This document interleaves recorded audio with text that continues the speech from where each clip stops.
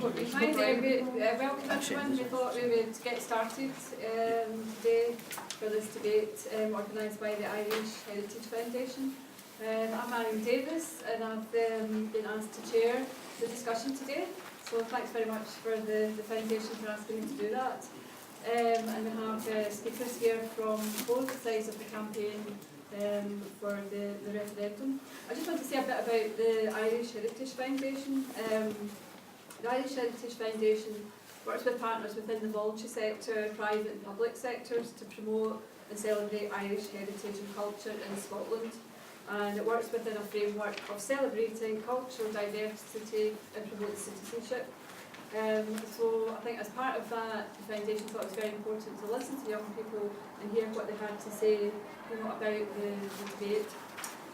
Before I sort of move on, I just wanted to perhaps introduce the speakers today, and on my far left here is Cat Boyd from the Radical Independence Campaign, and then Sean Paul O'Connor from the Yes campaign, Bob Dorris on my left again is an SNP member of Scottish Parliament.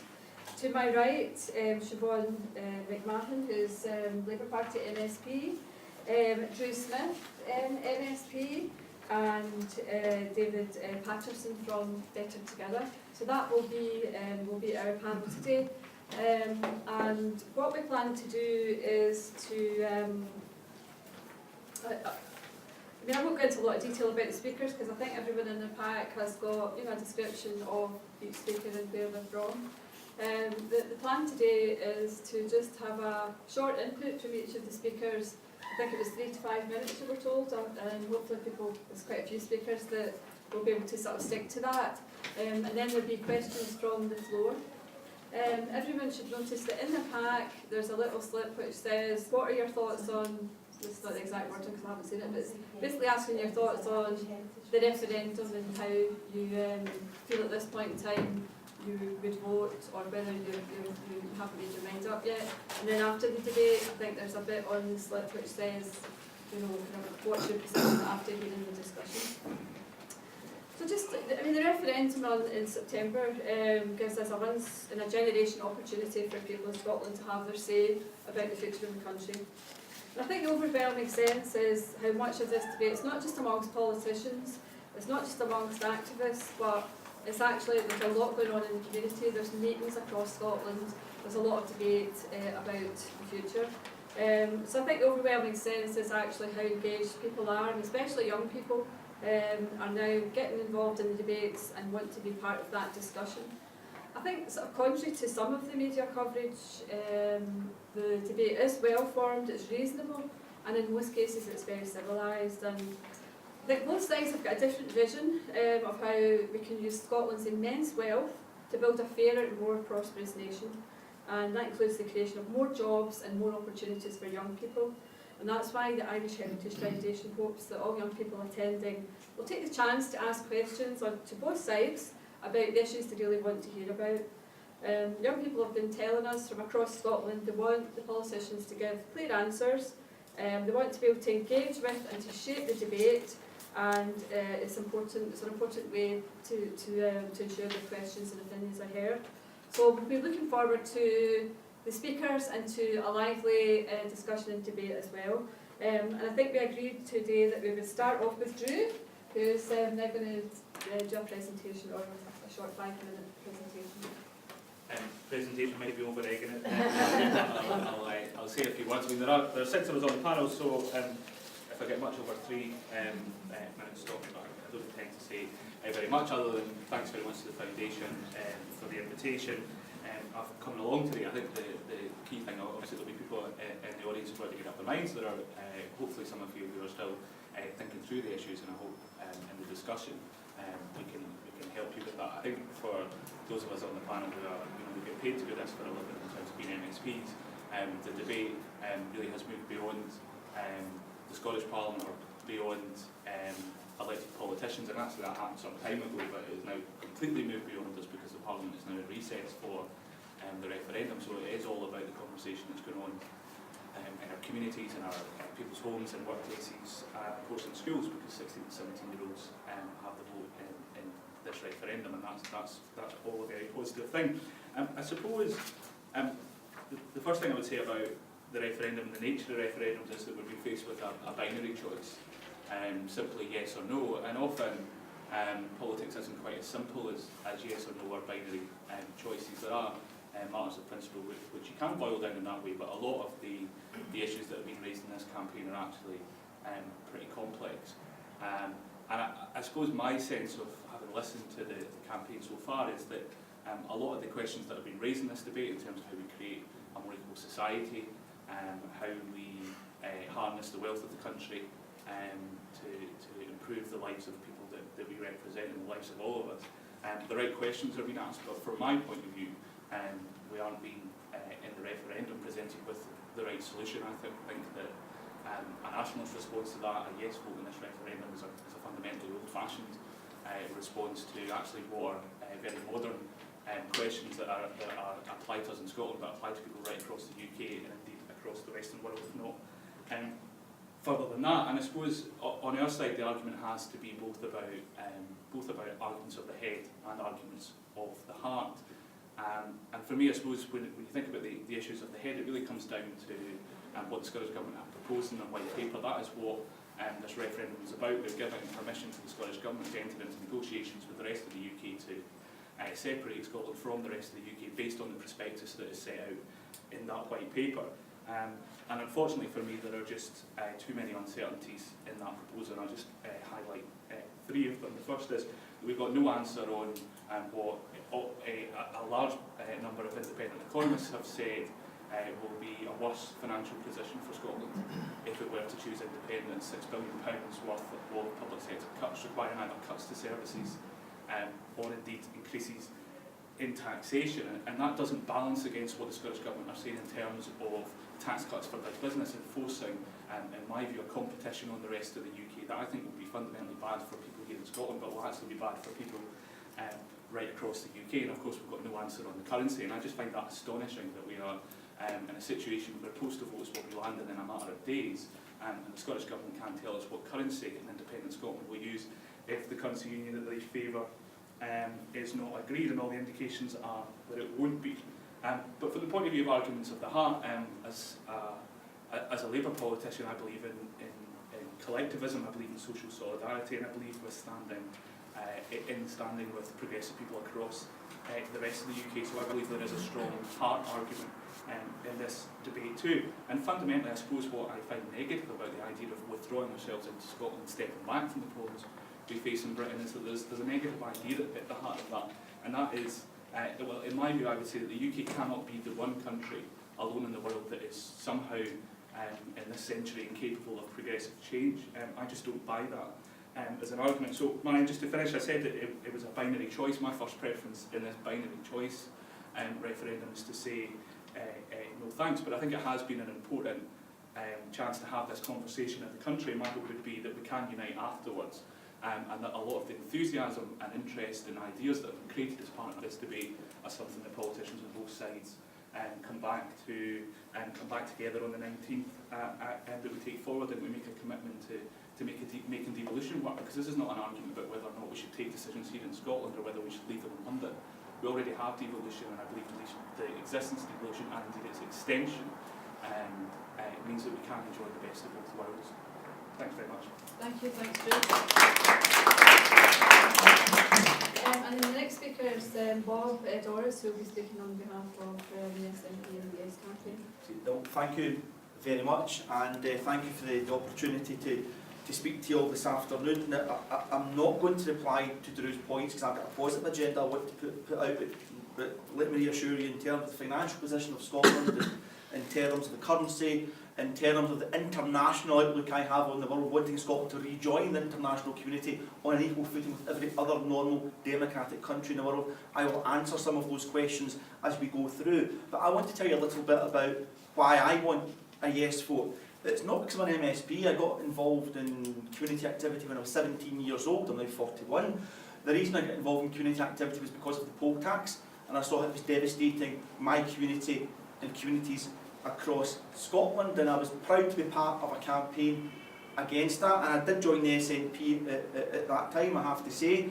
And I saw how that campaign fell on deaf ears to a London government, and I was really proud of the campaign in England against the poll tax. But as a 17-year-old, I realised when the people of England stood up against the party of government at London, things changed. And as a 17-year-old, I said to myself, why is it the people's voices in Scotland are not being heard by a UK government? In that case, it was a right-wing UK Tory government who was devastating the communities that I now represent.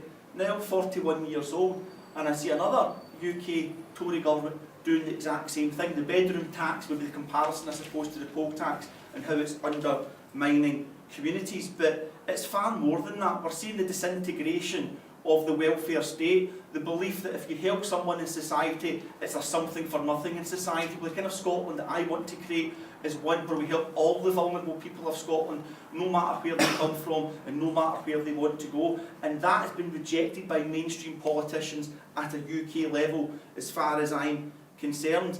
Let me tell you what I think is happening just now to the people that I represent. Let me give you individual examples. I met a person yesterday who's now homeless because of the bedroom tax. The bedroom tax still exists, incidentally, in Scotland. It still exists, but as part of the Scottish Government's attempts to mitigate the worst aspects of welfare reform, £258 million of money that's supposed to be spent on schools and hospitals and roads and everything else has been put to mitigate £6 billion worth of UK Westminster cuts to Scotland through welfare reform. I have individual constituents who have been devastated by ATOS, and that whole thing is disability living allowance to be reassessed and put onto personalised independence payments. That's 102,000 people across Scotland, not just the people in Glasgow that I represent, who are terrified. I know people who are not using their DLA currently to meet their needs because they're terrified it's going to be taken off them. They're hoarding money, actually keeping money under the mattress in the house because they're worried all that money will stop because of UK reforms.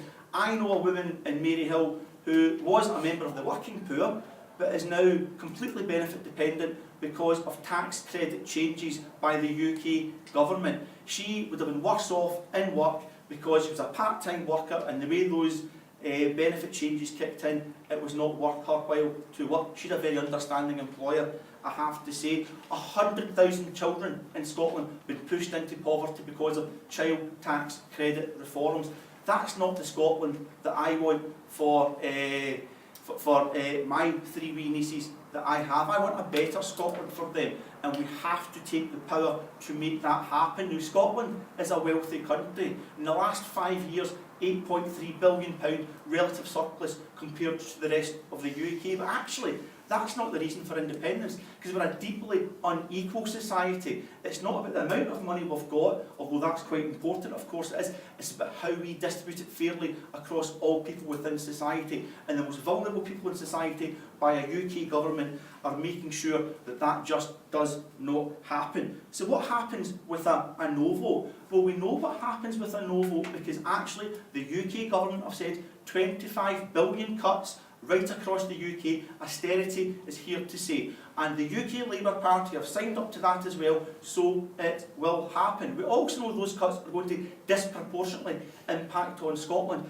How do we know that? Because the UK All-Party Group on Tax said that Scotland's budget after a no vote should have, and I quote, a hefty cull. C-U-L-L, the word you use when you shoot deer in a field because there's too many of them, a hefty cull to Scotland's budget, and they put a number on that and they picked £4 billion. What else is going to happen if there's a no vote? Well, actually hospitals in England now are allowed to take in 49%, NHS hospitals, 49% of all their patients are allowed to be private sector patients. So there's hospitals in London right now turning down NHS patients, bringing in private patients at their expense. Why does that matter to Scotland? Because the UK government has estimated that's going to save NHS expenditure in England £1 billion a year. That means each and every year that that happens, £100 million less comes to Scotland because of the way Scotland is funded. Now there's choices to make here. You can vote yes and you can say an end to austerity. Not a magic wand, but a political decision that depending on the government you elect. But I've been told I have to finish off now, so I'll just very briefly say that I was going to say there's two choices that you can make. You can vote yes and take Scotland's power that we have to be a fairer, more socially just nation into our own hands, or you can vote no and leave ourselves at the whims of Westminster politicians. But actually, we've got 1,000 choices to make, because independence is not a mandate for the current Scottish Government to do what we want. It's a mandate to the Scottish people to always get the governments they elect, and if we don't do our job properly, you can kick us out, if only you could kick out George Osborne, David Cameron and the Tories, because they're wreaking havoc to the people of Scotland, and only a yes vote can protect us.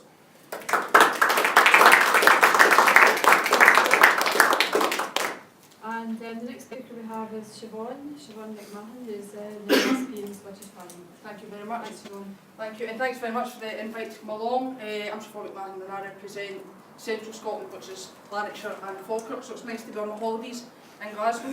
The sun is shining, so that's always good. Does it always shine, does it? There we go. Who would have thought? It doesn't shine just now, my football team's get beaten, but thank you very much.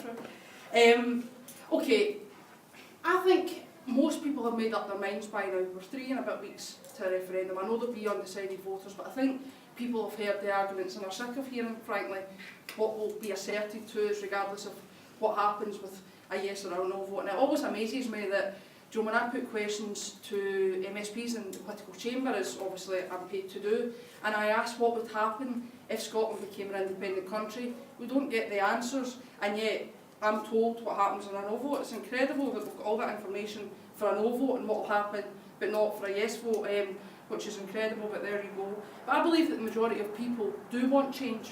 I fundamentally believe that, and I think this is the good thing about the referendum. I don't think it's great that it's been over the last 2 and a bit years. I think that's taking time away from what we should have actually been doing, is protecting the citizens in Scotland. That's what I'm paid to do. But I believe that people do want a change to the political systems that we have, and I believe that they want a change to the ideologies of political parties. I don't believe that they want to change the constitution, and you know, that's clearly what I'm fighting for, that there isn't a change to that, but I believe that they want to change parties, just like I want to change the current UK government party, and I want to change the current Scottish government party, because guess what, I didn't vote for either of those.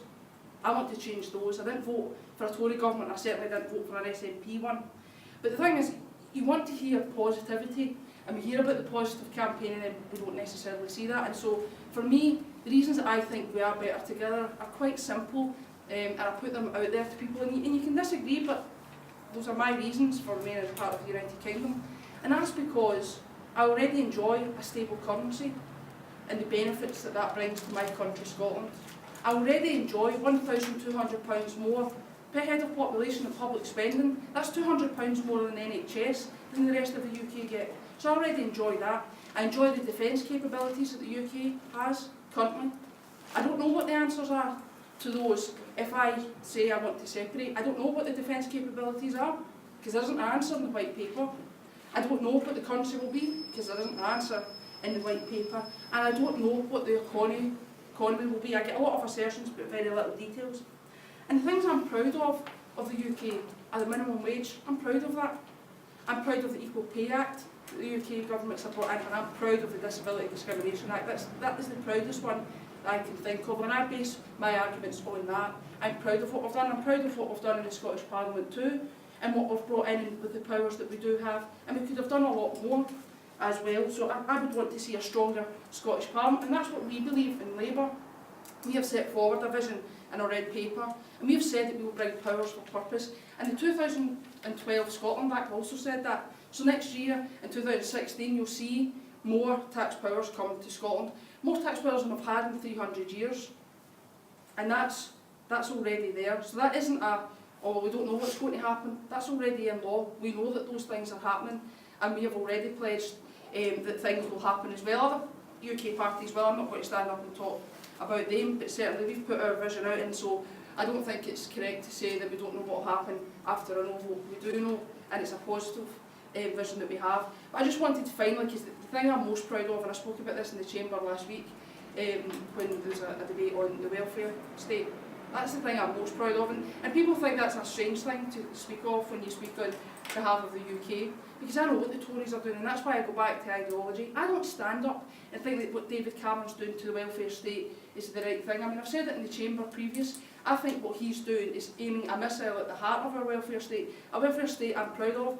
Next year, in the 2015 general election, we celebrate 70 years since Clement Attlee became UK Prime Minister and created that welfare state. That's something that no one can ever take away, and we benefit from that, and that is something that I'll take great pride in. But for me, I don't want people to suffer under the things that are happening, and that's where Bob and others, we agree on those things. We disagree on how we change those. We've had those debates in the chamber, we'll continue to have those, but please don't use that as a political football to divide a nation, because what's happening to the people in England is the same that's happening to the people in Wales, and it's the same that's happening to the people of Scotland. We can't divide that, and I want to change it for all of those people, not simply for my neighbours in Scotland. On behalf of Scotland is Sean Paul. Now, many people have said that this debate comes down to a matter of head over heart. You referenced head and heart. For most people, let's just be honest, it's pocket over heart, which is just as well. The Financial Times newspaper done a study into Scottish independence, and the direct quote from the summary of that report was that Scotland could expect to start off with healthier finances than the rest of the UK. So it's nice to know that it's confirmed that Scotland will be wealthier than the rest of the UK.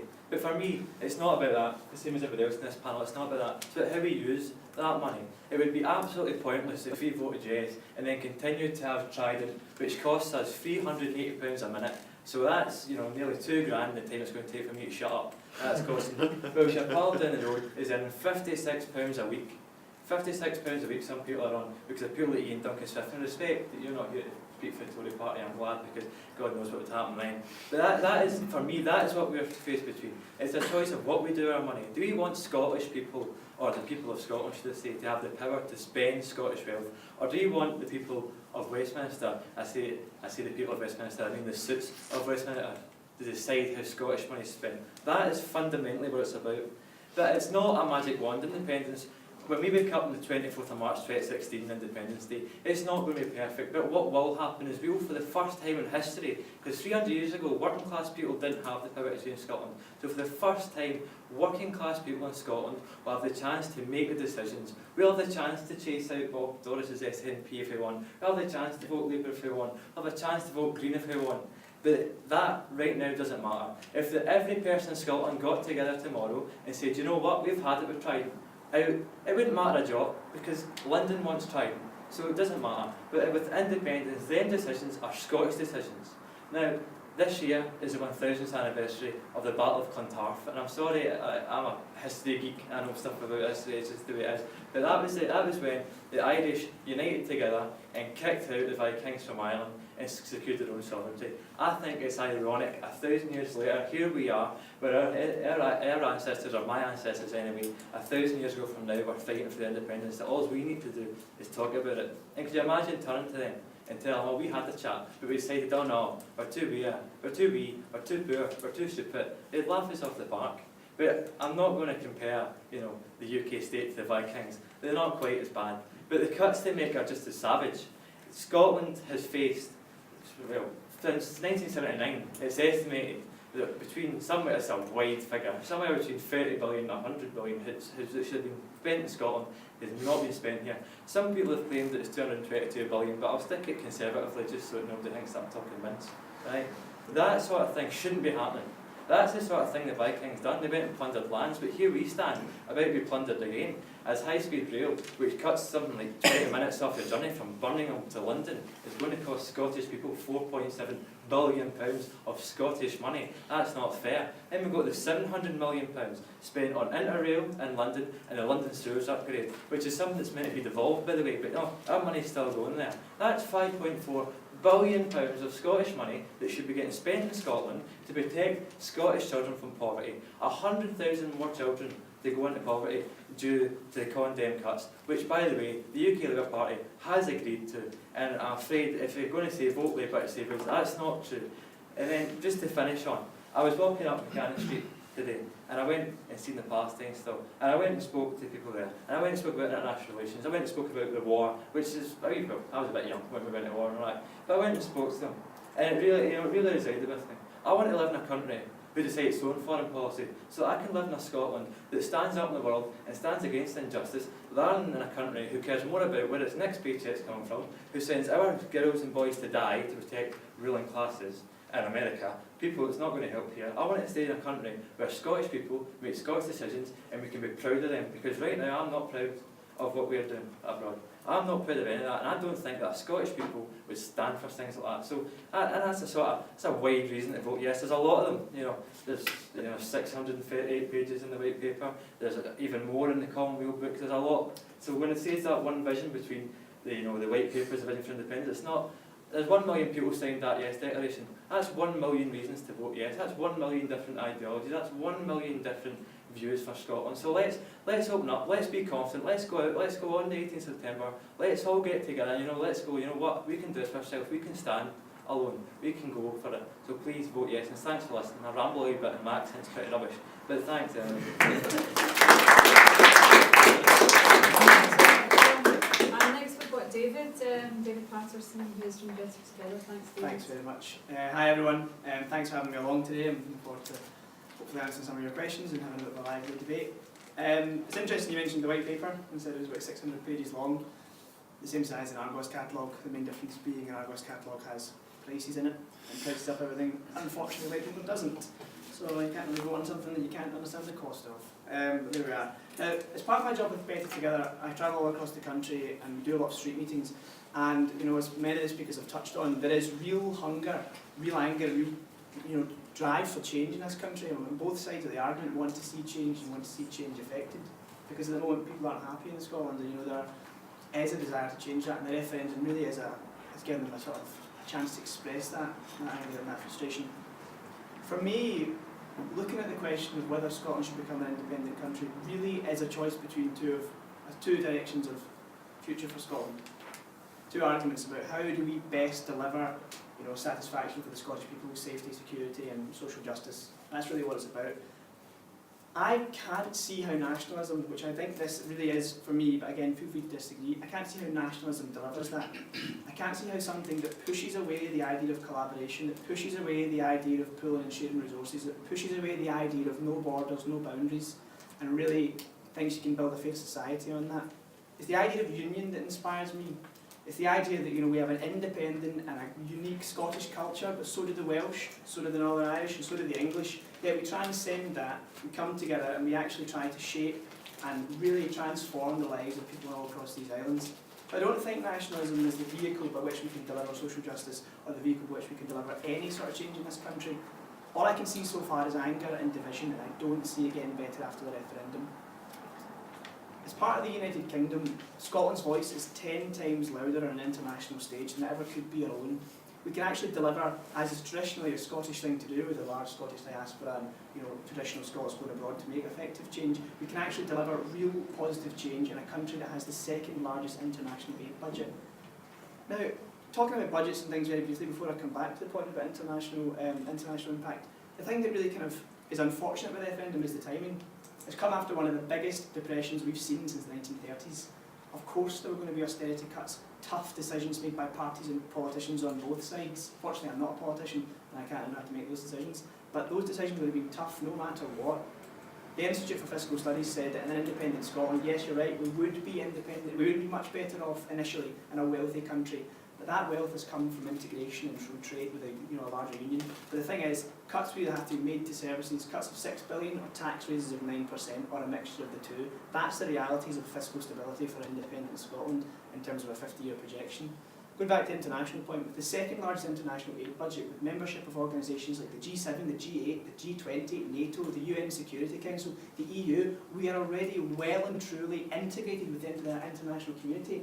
270 embassies and consulates all across the world with decades, sometimes centuries of relationships built up, working with people. Yeah, foreign policy, no one's perfect, a lot of mistakes have been made, and it's not my job to defend the British government on their history of that, but I think there is a huge amount of positive stuff that is delivered there. and those pre-existing relationships with those embassies, working for Scots as well as English, as well as Welsh, as well as Northern Irish, to improve the relationships. I mean, I wrote down some statistics actually. That aid budget meant that 5.3 million children were able to go to primary school across the world. It meant that 6 million people have been fed through food assistance. It meant that 12.2 million bed nets have been protecting people against malaria. And that's something that I am incredibly proud of, that my representatives in Westminster and in Holyrood all work together to actually secure for other people. Because in this modern day and age, in a global village, in a globalised world, there is no room for narrow-mindedness. We are now closer than we've ever been to people in Malawi, people in Indonesia, because the internet and all the sort of globalisation brings us so close together. And it's our duty to help them where we can as well, because we're all part of this world. All the climate change problems, all the kind of environmental issues are going to be ours and our children's to inherit. And we have to shoulder that burden together. I think for a second, in independent Scotland, we have a better chance at tackling those problems, those global issues, if we're on its own. And I really think the choice between patriotism and nationalism is a no-brainer. All nationalists are patriots, no doubt about that, but not all patriots are nationalists. I really think you should vote no thanks with pride and with a sense of duty to other people around the world and to your fellow Scots. Thanks very much. Thanks very much, David. And we'll now sort of finish off with Kat Boyd, who's from the Radical Independence Campaign. Thanks. Thanks, Kat. I just want to start just by commenting on one thing, and I think it's really important in this debate that it doesn't become about nationalism versus internationalism as a standard. We've had support in the Radical Independence Campaign from people like Noam Chomsky, Tariq Ali. I mean, Tariq Ali is not a Scottish nationalist. Like, the debate actually goes far beyond that, and I think that's a really important part of the debate. We bear that in mind. Drew spoke about uncertainty, and that's what I want to talk about. I want to talk about risks. It's not the risks of independence, it's the risks of voting no. And I want to start with a quote from a newspaper, and the quote is, some of you will have heard it before: "How much of Scotland's economy will be left intact if a Scottish Assembly gets the go-ahead?" It's from the Daily Express editorial prior to the referendum in 1979, and it continues: "Will our coal mines go gaily on? Will Ravenscraig or Linwood thrive?" Well, Scotland voted no, and what happened was, from 1988 to 1995, Linwood had the highest levels of unemployment in Scotland.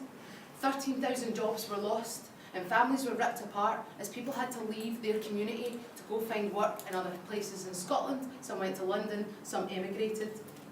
As for Ravenscraig, I'm originally from Hamilton. I remember standing with my family and my neighbours in Hamilton, stayed at the top of this big hill. I remember standing there watching as Ravenscraig, a profitable industry, being destroyed as that building came down. That became a symbol of Thatcher's destruction of what made us proud and industrious. For 30 years, the policies of neoliberalism have ripped apart our communities. Now, if we vote no in September, can we trust Westminster to reward that perverse loyalty? They didn't in 1979, and they won't this time either.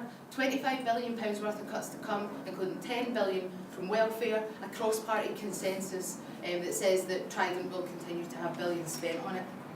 Now, it's been 59 years since Scotland last returned a Tory majority, and for more than half that time, we've endured Conservative rule in Westminster. Based on the current picture, that means that we can expect Tory governments for 1 out of every 2 years, 1 out of every 2 parliaments. Voting no locks us into Tory governments, voting no locks us into austerity, and voting no locks us into a neoliberal consensus in Westminster. Now, I'm a socialist, I believe in solidarity, and I don't think that a yes vote is about withdrawing. Like, I really don't think it's about that, because in the referendum, yep, it's a binary choice, but Scotland can offer only one of 2 gifts to our working class friends in England, in Wales and in Northern Ireland. 1 or 2 gifts, and one of them is an extra 40-ish Labour MPs to join the Westminster cohorts, and the other is a social democratic experiment to the north. A social democratic experiment that's freed from the fetters of Toryism, where our ideas about social justice, new ways of doing things, economic justice and solidarity can actually come alive. The 18th of September is a chance. It is a tiny little gap in a system that has reproduced misery and despair for so many people. The question on the ballot paper, should Scotland become an independent country, for me isn't the key question in this debate. That's not the main thing. The real question to ask, if you're undecided, is what outcome on the 18th of September will best further the interests of ordinary people in Scotland and beyond? That's the question that I always keep asking myself. That's the urgency that we've got, and for those of us who are voting yes, and we've already decided in this room, there's weeks to go now, and we need to go out and convince as many people as we can that another Scotland is possible. That's it.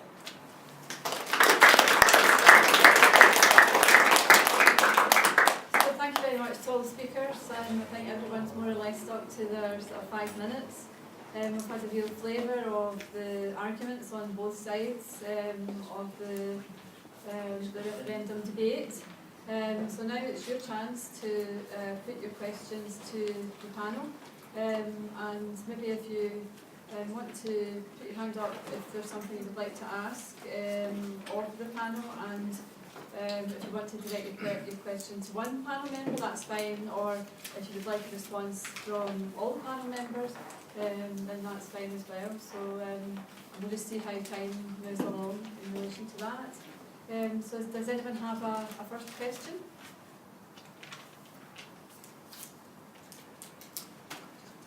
That's going to be Friday.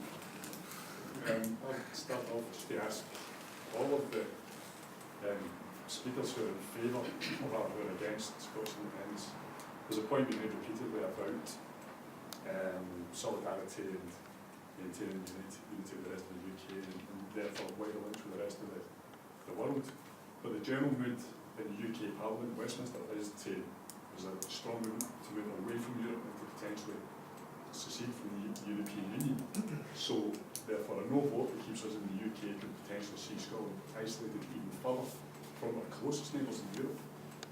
If absolutely Scottish voters potentially have no say in that, the rise of UKIP and so on. So if anyone can respond to that, and just say what your thoughts are on that. I mean, it's a bit of a paradox based on what we're saying.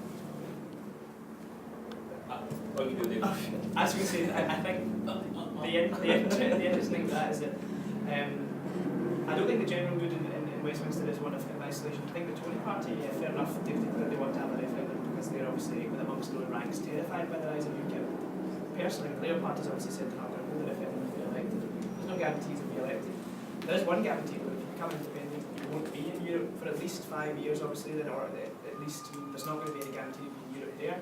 The thing for me that I really think when it comes to that issue is that, you know, I don't think people in the UK actually want to leave Europe. I don't think they would across the board is one of the things to distance themselves. But at the same time, you know, it's just like we're campaigning here for something we all passionately believe in. That's something that may well come up on the horizon. I hope it doesn't have to. I think being European, being part of the EU is vital. But I really think, you know, that's another issue that could. If we see a referendum, I think you'll find that people would campaign hard to keep the country within the European Union. I think the rise of UKIP completely contradicts everything they're saying. We've been with a UKIP MEP in Scotland, so I think the general mood in the UK, well for England anyway, is to move away from Europe. So therefore, I mean, and that's a decision we even are saying. So I mean, do you have anything to say on that? The two issues are kind of related for me, and the response to them is much the same. I kind of believe in the idea of working across Europe with progressive people in Europe.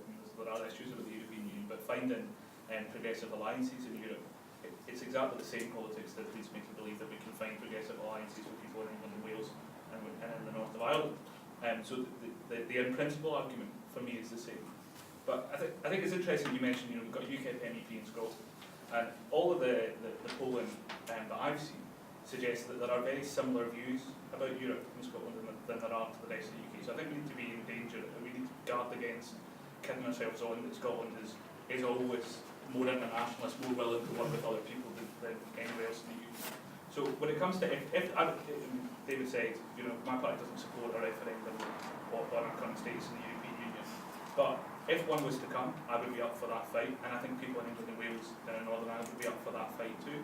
But I suppose I would just ask one thing to think about.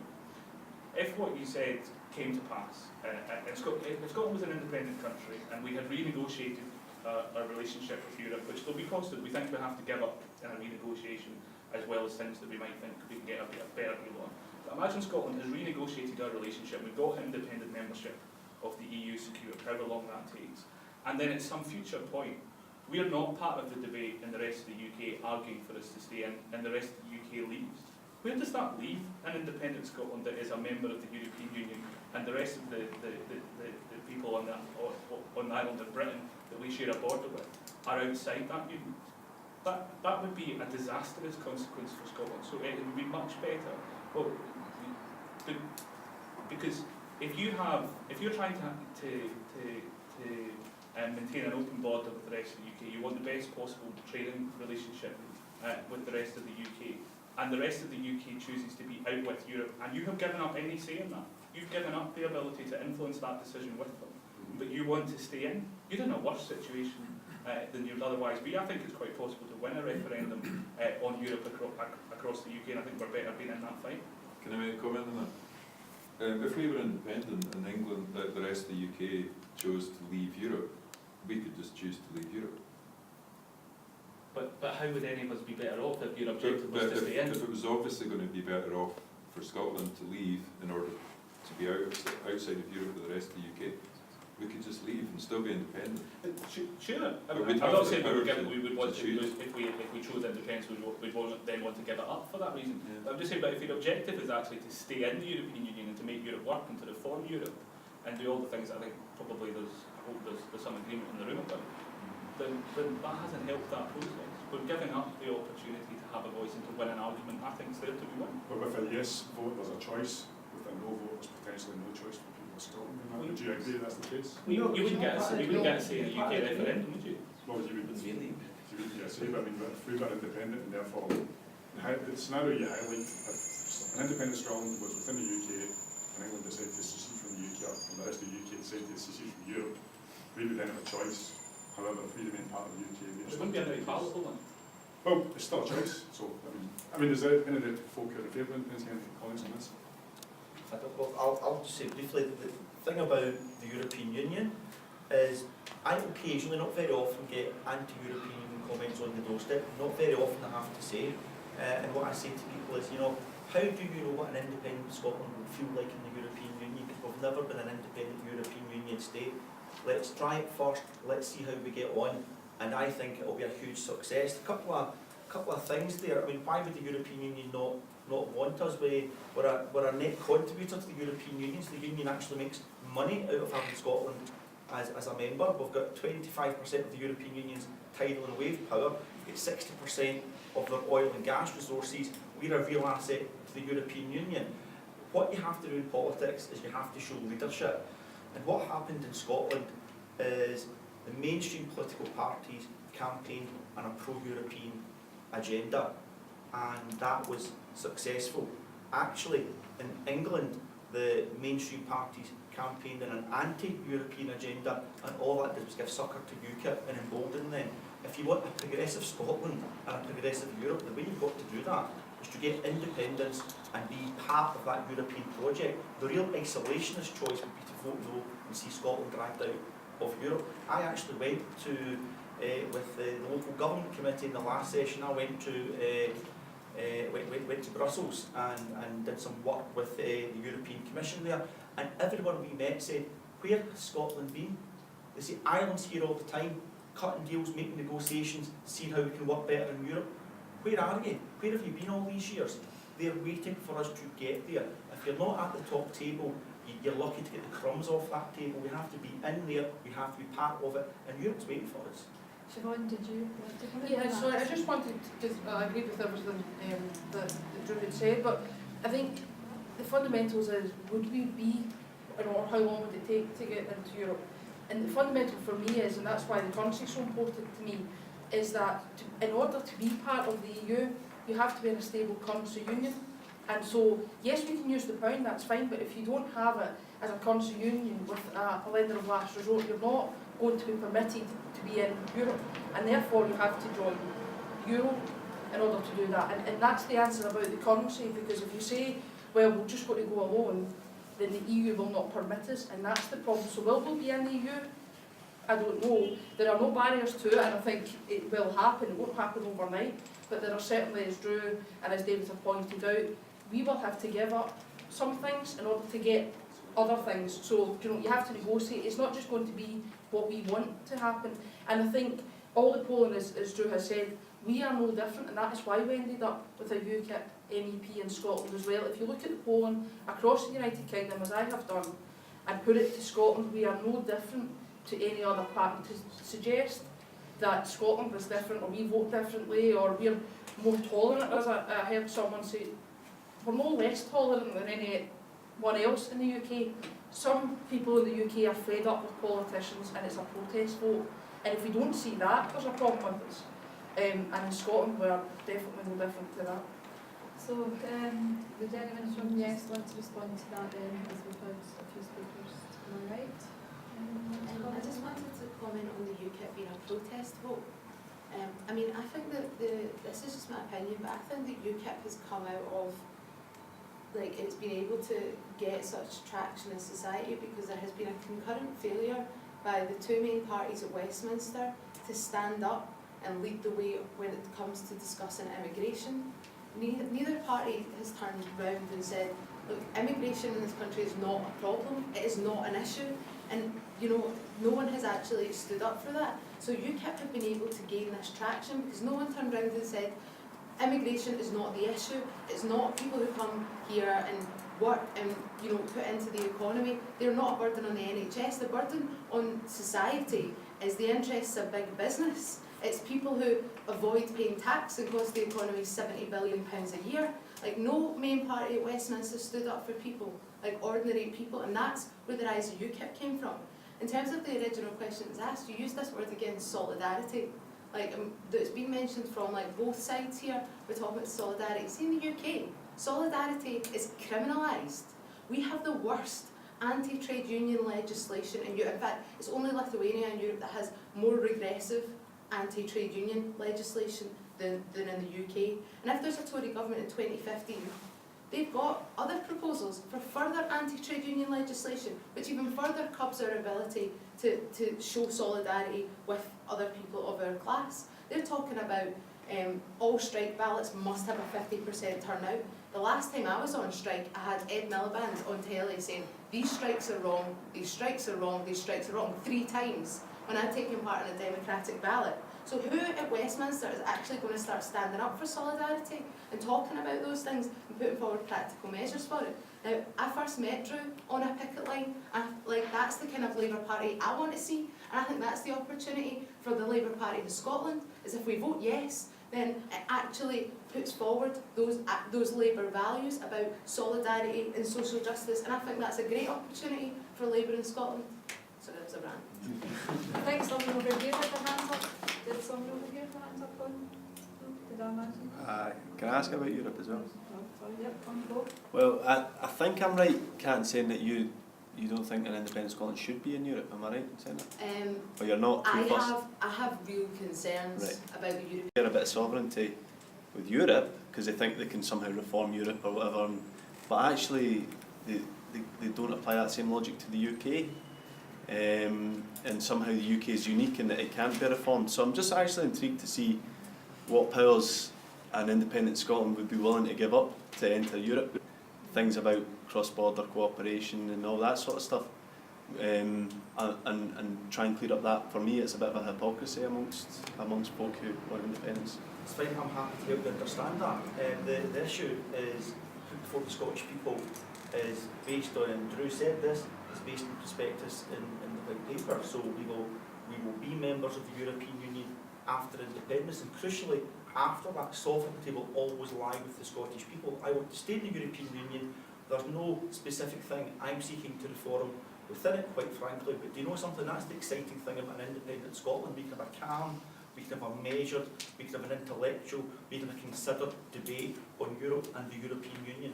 That's just not possible within the UK. And can I just finish this point? Because this is really important to me, because I hear it time and again, and it links in the reasons why the No campaign want us to be part of Britain and their attitude to Europe, and it's the demonisation of the word foreigner that absolutely disgusts me. I've heard members of all the mainstream UK parties and George Galloway saying, don't make these people foreigners. Well, I am sorry, Scotland was built on immigrants. Foreigner is not a bad word. What the No Cane campaign can't say is don't isolate us from the rest of the world and then in the same breath say don't make us foreigners. That's not an internationalist perspective or critique on international or geopolitical situation. It's quite simple as far as I'm concerned. There's a prospectus there for Scotland to be an independent nation within the European Union. If there's a yes vote, that will happen. If there's a subsequent debate in Scotland's future within the European Union, well, I actually think it'll be a heck of a lot better debate than one we're currently having in the UK just now, where UKIP are basically taking both Labour and the Tories by the hand down a path of an exit from Europe, which demonises the idea of a foreigner, when immigrants are actually doing things like keeping our social services and our health service ticking over. So let's change the tone of the debate.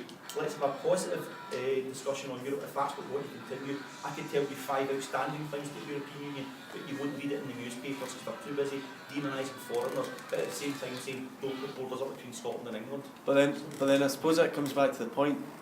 What happens the first instance where the EU makes a law which isn't necessarily in the best interests of, say, Scottish fishermen? Do we just get up and leave? I don't think talking about the EU making laws in Scottish fishing was the strongest suit of anyone from the North. Well, no, that's what I'm saying here, Bob. Let me explain something to you. In the next 5 years, Scotland's due to get something like 200 or 300 million euros in terms of farming and agriculture subsidies, but the UK government's decided Scotland's not going to get that. The reason that the money's coming to the UK is because of Scotland's huge swathe of agriculture, but the UK's taken a decision that even though the UK gets it, because of that, the money's not going to be spent in Scotland. So in terms of things like fisheries and agriculture, Martin, I think quite frankly we couldn't do worse than the deal the UK government currently does in Europe, which sell off Scotland's interests every step of the way for the wider UK interest, which as we know is London and the south east of England. So let's be independent in Europe and let's drive forward a positive European agenda. And if others disagree with that, that's fine, but let's do it on the basis of sovereignty, sit with the Scottish people and not demonising foreigners as UKIP and the Conservatives are currently doing. So, do you want to? This is my issue, and Cat, well, I agree with some of the stuff you said about solidarity. Like the idea that this isn't about nationalism is nonsense, because it's exactly what it is.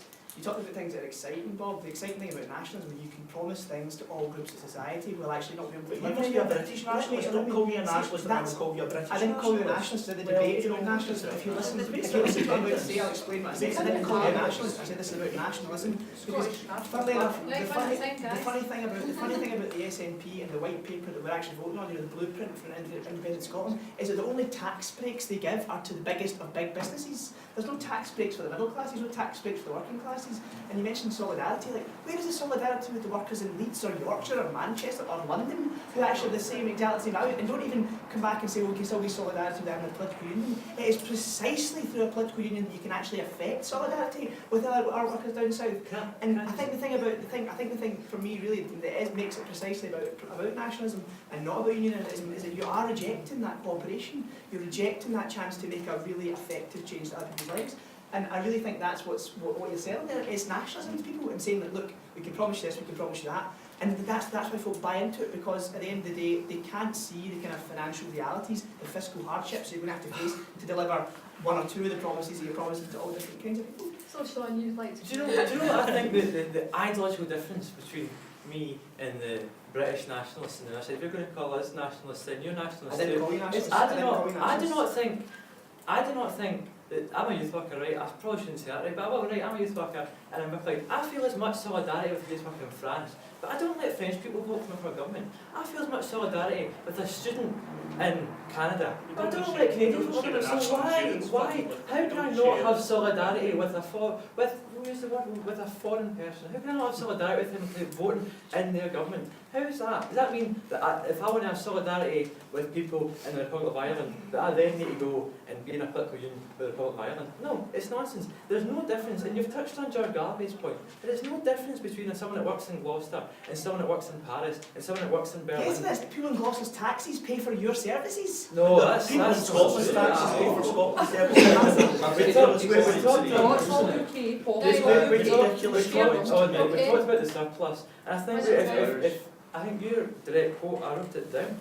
Actually, we'd be much better off if we were independent. So how could we be much better off if we take all our money for bank? And that's something you said in your speech, a direct quote from you, and now you're saying that UK pays for our services. If that was Okay, true, I that think- was only a short term. Excuse me, His comment just was a that, sec. sorry. So can we hear from the floor now, because the speakers have, had a chance to take comments. Gentlemen, Oh, sorry, that comment, without really being on your side, without being on yourself, you did say in the short term to qualify that. The one point I'd like to pick up on a couple of things that Kat said.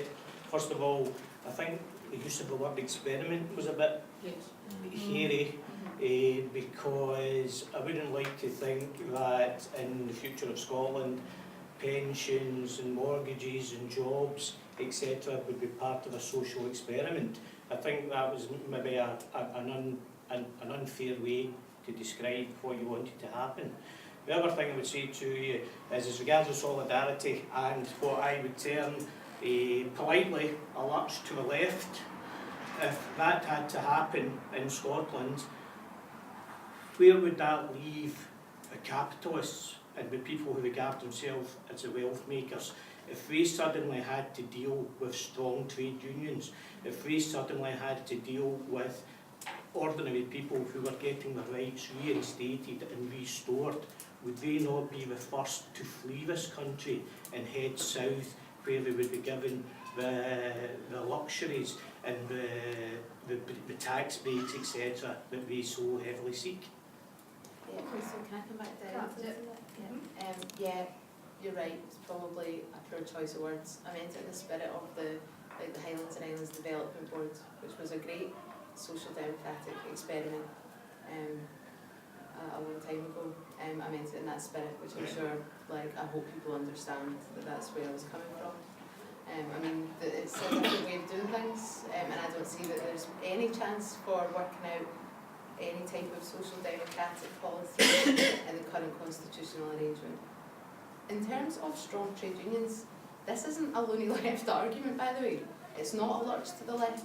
There's policy advisors to people like Barack Obama who are saying that in order to restore the balance of the economy, and I'm sure that there's probably agreement on that over the other side of the panel, that in order to restore the balance of power in the economy, you need to have strong trade unions that are able to collectively bargain for higher wages, because part of what was that entrenched the 2008 economic crisis so deeply was low wages and having to have your wages topped up with credit, cheap loans, store cards, credit cards, tax rate, all that stuff contributed to the unstable economic environment. So having strong trade unions is actually good for the economy. It's also, what you were talking about the capitalist class fleeing or whatever, that was the argument of the trickle-down effect. And we've seen where the trickle-down effect with that type of economics has got us to. We have chronic low wages, low productivity, 0-hour contracts, precarious work. All of this stuff has been caused by what I would deem to be the trickle-down effect. So I think absolutely restoring the rights of trade unions is a crucial part of having a healthy society, and that's just the economic argument. I think there are social and political arguments there as well, but in direct response to your question, I think that's the answer, and I'm sure there are other people across the panel that would agree with that. Does anyone else like to comment? Well, can I just on the first bit, I probably do share most of Kat's analysis in this, if not all of it. I think that's absolutely right. I think there's evidence across the world that actually where you have strong organised labour, you do have more equal. There's a number of things you can point to that deliver more equal societies, but strong democratic trade union representation is one of them.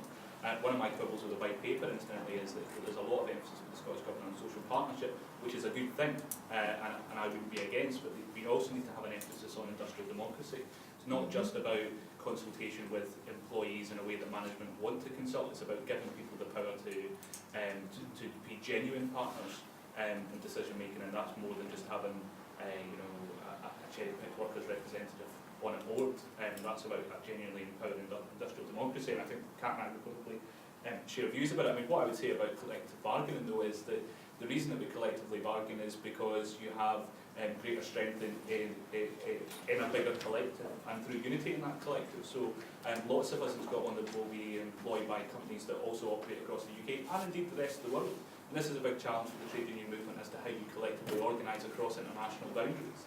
I don't think there's anyone in international trade unionism that's arguing for smaller bargaining units because of the pressures and the attack on collective bargaining. But I want to just pick up a couple other points. The one about experiment was interesting. I think it's perfectly possible that I actually don't think there's anything wrong with the idea of experiment. I'm with you. I don't think we should be experimenting, you know, in terms of our pensions and some of these really important things that affect all of us. I'd be worried about that as well. But you can experiment in policy terms, and you can do that through devolution. Smoking ban is an example of it. We led the way. Actually, we followed the Republic of Ireland, but we led the way in the UK and other parts of Britain. We have followed things in Scotland that have been championed by the Welsh Assembly. I hope in time, as politics normalises in the north of Ireland, that we'll have some things from the Assembly in Belfast that we might look to want to introduce. You have those opportunities to experiment in policy terms through devolution in a much more effective way than you do through independence. And just the final thing, and it really goes back to what I think is the fundamentals of what we were arguing before about where is Scotland better or worse off? Right? I think what David was saying is we're in a pretty good financial position within the UK. We all agree that Scotland is a wealthy country, and there's inequality in our society, but as a whole we're a wealthy country. What independent experts are telling us is what is the long-term implications for Scotland finances, and I'm worried by what they're saying in terms of that $6 billion and what that means for cuts and tax rises. Right? But I've made my mind up. I'm fairly committed to no. So put my position to one side and agree with what Sean said. That we could, that it would be, if we were wealthier and we had more resources, we could take that money and spend it on ourselves in a better society here in Scotland. I just don't see what is progressive in that argument. If genuinely we believed that Scotland was a much wealthier country, whether because of oil or for whatever other reason, where is the progressive argument in saying we will take that wealth unto ourselves, and the consequences that means for people who, for whom that money from North Sea oil from elsewhere is currently redistributed to across the UK through the benefit system, through a pension system, through lots of other means. It is not progressive to say we're just the wealthiest part of the country, so we're going to take the money and we're going to do really well for ourselves. Thanks very much. There is no progressive argument in that. I think the point that I think the progressive part of it is it's not about. It's about leading the way. Independent Scotland could lead the way. We could be an example to the rest of the world. We could say, look, we went our own, we used our own money and we distributed it fairly. Because I think we do distribute it a bit, but it's not fairly. Especially not if you, I live in Inverclyde and I can walk 5 minutes down the road from Port Glasgow to Kilmacombe. My life expectancy was up 20 years. Not me personally. That'd be amazing. I'd live in Kilmacombe all my days. I'd walk there quite often. But that's not fair. Scotland, independent Scotland, could fairly redistribute wealth, and we could show our neighbours in England, in Wales, in Northern Ireland, in Republic of Ireland, everywhere across the world, that what happens if you do it properly, if you distribute wealth yourself, if you take a stand against the big bankers, which I know is a bit off topic, but by the way, the UK has more bankers on over £1 million a year than the whole of the EU put together. If we take a stand against things like that, then we can be an example to every single country in the world of what you can do if you properly redistribute your wealth, if you take power into your own hands. Kat, were you saying you wanted to come in? Yeah, it was just on the stuff about the trade union movement. I mean, there are huge trade unions in so Unite, for example, organises in the UK and the Republic of Ireland, and its historic predecessors have done as well. So you can have these institutions that cross borders, and I think that's important that you still have the ability to work together, even if you're in a different country. And in terms of devolution, when Drew was talking about it, yeah, devolution has actually delivered good things like the smoking ban. That's a great thing. But when Jack McMahon was the First Minister, he made a brilliant principled stand against Dungaville Detention Centre, and he was told to get back in line by Westminster. He wanted to close it, and he was told to get back in line. So that's my issue with devolution, is that when it comes to those things, the principled people will be told, they will be shut down, and I don't think that's a fair place to be. And just on the last argument, like, yeah, we were talking about like Scotland's wealth, and Bob's already said, you know, it's not about how rich you are, it's about how you distribute the wealth. I think that's quite important, because Scotland does have huge levels of inequality whilst it has this wealth. So how do you, like, when I look at that picture, I'm like, well, how can we be this wealthy country when things are so unequal? It's about looking at who owns and controls the resources. Like, that's the key. Who owns and controls the resources in Scotland? Now, I think that independence opens up an opportunity to take ownership and control of our resources into like a more democratic system, and I just don't see that being possible. Like with Westminster and still having reserve policies at Westminster and being part of the current constitutional arrangement. And you know, and I'm not a nationalist. I really like find this difficult, and you've seen how like tempers can flare when words like nationalist come out. Like, I don't go around calling, you know, people British nationalists because they're voting, well, some of them are, but like, I mean, genuinely. But I would never like call people on this panel British nationalists. Like, I don't think that that's the right way to conduct the debate, and that's what I wanted to say at the start. But I do think that the true internationalist position is to show that the British model is not inevitable. Now, allegiances to existing states have caused far many more wars and much more bloodshed than the establishment of new ones. Like, allegiances to like, Britain have caused so much like disharmony internationally, rather than the idea of setting up a new state. And I just don't think I want to get trapped in that you're a nationalist, no, I'm this, like, I think it's just a downward spiral. So I think that I don't think that that's the right language to conduct the I debate. know Bob wants to come in, but I don't think we've heard from the audience for a while. We've heard from you. Is there anyone who would like to come in that's maybe not spoken? And then we'll go back. Yes? Maybe we can move the discussion on. I was just like this like different topic. Several members, I'll just declare my yes vote, right? I declare myself to vote. A lot of the language that's come out from Better Together and the North Side has been about defence. And what kind of army, what kind of navy will we have? So I just want to make one point and then say something else. As someone who has a family member in the armed forces right now, that family member's voting yes, who's been to war, who's lost friends, who is sickened and fed up with British foreign policy. Because a lot of people look at squaddies and think, oh, you know, they're idiots. They're not. They know better than anybody what's going on in the ground. My brother had to have my mum buy his own boots because they didn't have money for them. And it strikes me as very odd for the Better Together to constantly talk about our international position and our international strength and our armed forces, when in actual fact Britain, outside of a UK-US alliance, is viewed terribly around the world. Where we are not liberators, we're invaders. We did not liberate Iraq. We have left it in a terrible, terrible mess, and it cost us the lives of hundreds upon hundreds of young men and women. And it is utterly disgraceful, for me personally, for Better Together to go on and on about how we've got this great, you know, nation-building empire and all the rest of it goes on. But if you want to look straight to home, I think it was about 3 or 4 months ago, a Russian warship. Now we're constantly told now that tensions are high with Russia, things might happen, we need our nukes. A Russian warship sat off the coast of Scotland for 24 hours until someone tweeted the Royal Navy to let them know it was there. So they sent a surface ship up and it took it 24 hours to sail up here. By that time the Russian ship was gone. There are no surface ships protecting Scotland. None. None.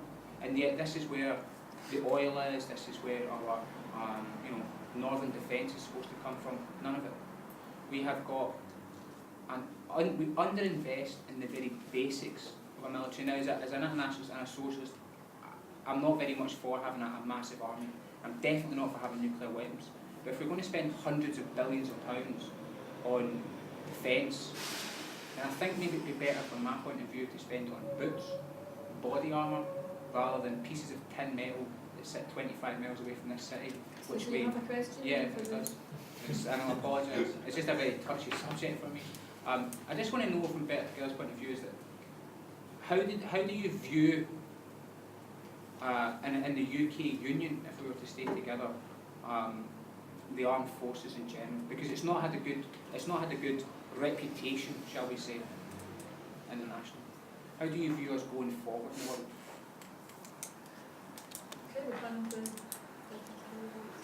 I mean, I don't disagree with the majority of what you said, so I don't think we're coming from it from different viewpoints. You've just made the decision that you think independence would be better for you, I believe, part of the UK. So going forward, I mean, I'm not saying that you shouldn't look at reforming the armed forces and what's happening. And so, for instance, sending people to war zones with not the right equipment, I don't think anybody thinks that's appropriate and would defend that. Absolutely not. I can't think of somebody that would do that.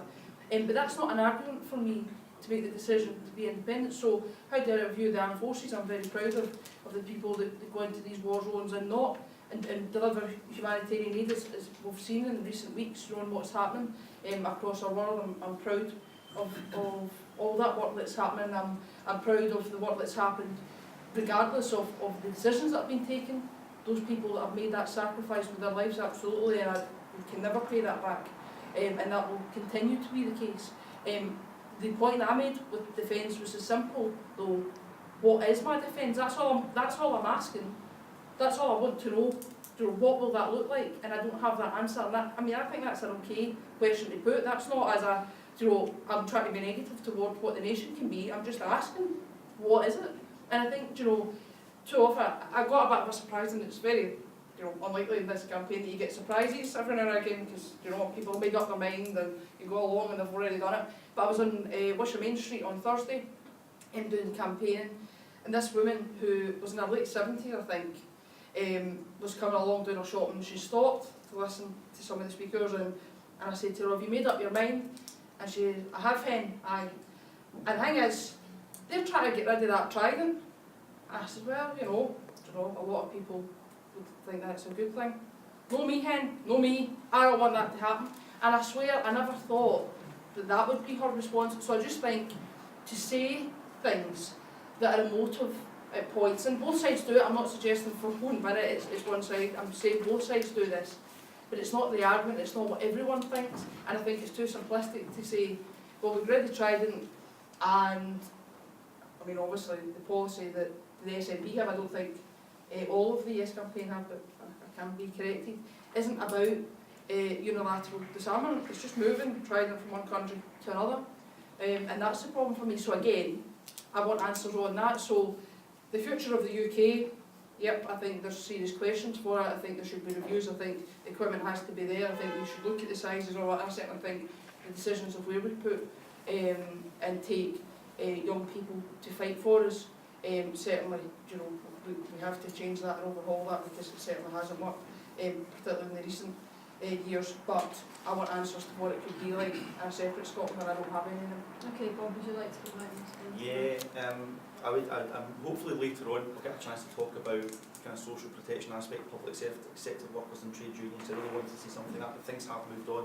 We're going to talk about that. I should also point out that I do consider myself a nationalist. I'm part of a national movement for independence, and what I didn't like when that angry exchange went, I don't like the demonisation of thinking that all nationalists are the same, and if you do that, then that's why you throw back. If you're demonising the word nationalist, then British nationalism has terrible connotations, so that's why I threw that back. I am an internationalist, and I'm proud to say I want national sovereignty to be restored to Scotland. I think that's important to put the record, particularly when we're talking about international affairs and defence. That's a more well-balanced exchange that we're having now, and one we can take forward and respect. In terms of what an independent Scottish Defence Force will look like, there's actually quite a lot of information in the white paper, and you should go and read it. I'll just give you one example. You may agree or disagree with this. So immediately after independence, an independent Scotland procured 2 frigates, with orders pending for another 2 frigates. But there's information on the range and the style of the army. It's actually all in the white paper, so go and read it. So it is there. But the good thing is that if after the first term of an independent government, a new Scottish government comes along with a different view, that would change. And one thing Britain does a lot of are defence reviews. I mean, defence reviews to have 4 aircraft carriers or 3 aircraft carriers, or have an aircraft carrier but no aircraft to put on it, for example. I mean, Britain doesn't have a strong track record in relation to that, but I think there was a much more serious point made about our view and outlook in the world, and what I would like to say is I spent last summer in Iraq. I was in the Kurdish area of Iraq.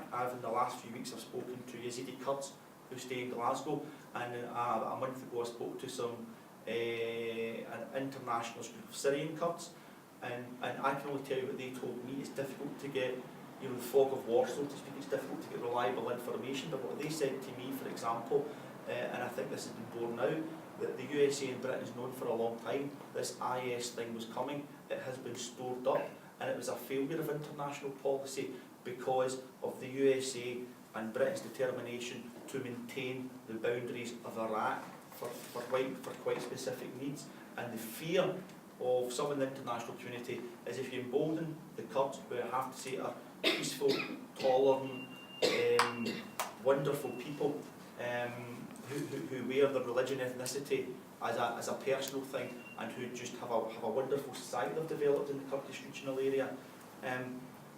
What's happening and unfolding just now is the failure of the US's geopolitical strategy. So, for example, I was in a refugee camp in the Kurdish regional area last summer when Assad's regime was persecuting Kurds who'd come over from the borders from Syria. And what that refugee told me is it didn't matter whether Bashar Assad was in the Kurdish area of Syria or the opposition forces, the Nusra Front, the links to IS and ISIS and everything else, were in the Syrian Kurdish area. The Kurds were being killed. And it's a similar story just now in northern Iraq. And the reason I'm saying that is the international geopolitical stances are complicated. They're difficult. But I think we are reaping what we've sown from the Iraq war. Quite frankly, that's where much of this comes from, in supporting Bashar Assad in Syria for many years because it suited the West's interest. And independent Scotland doesn't make any of that go away.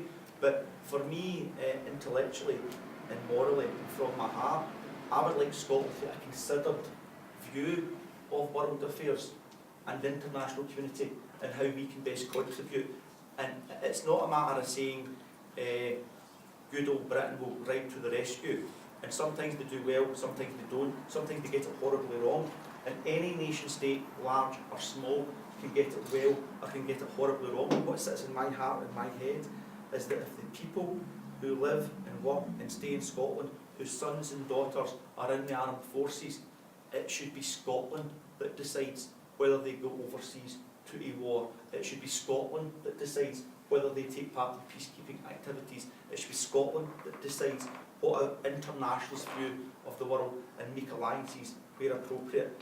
And that goes to the heart of my politics as well. And it's also very personal to me because I've seen people on the ground struggling, and I've seen those refugees come from Syria into the Kurdish regional area, and I saw what caused it, and I know what caused it, and it was large nation states like the USA and Britain getting foreign policy wrong.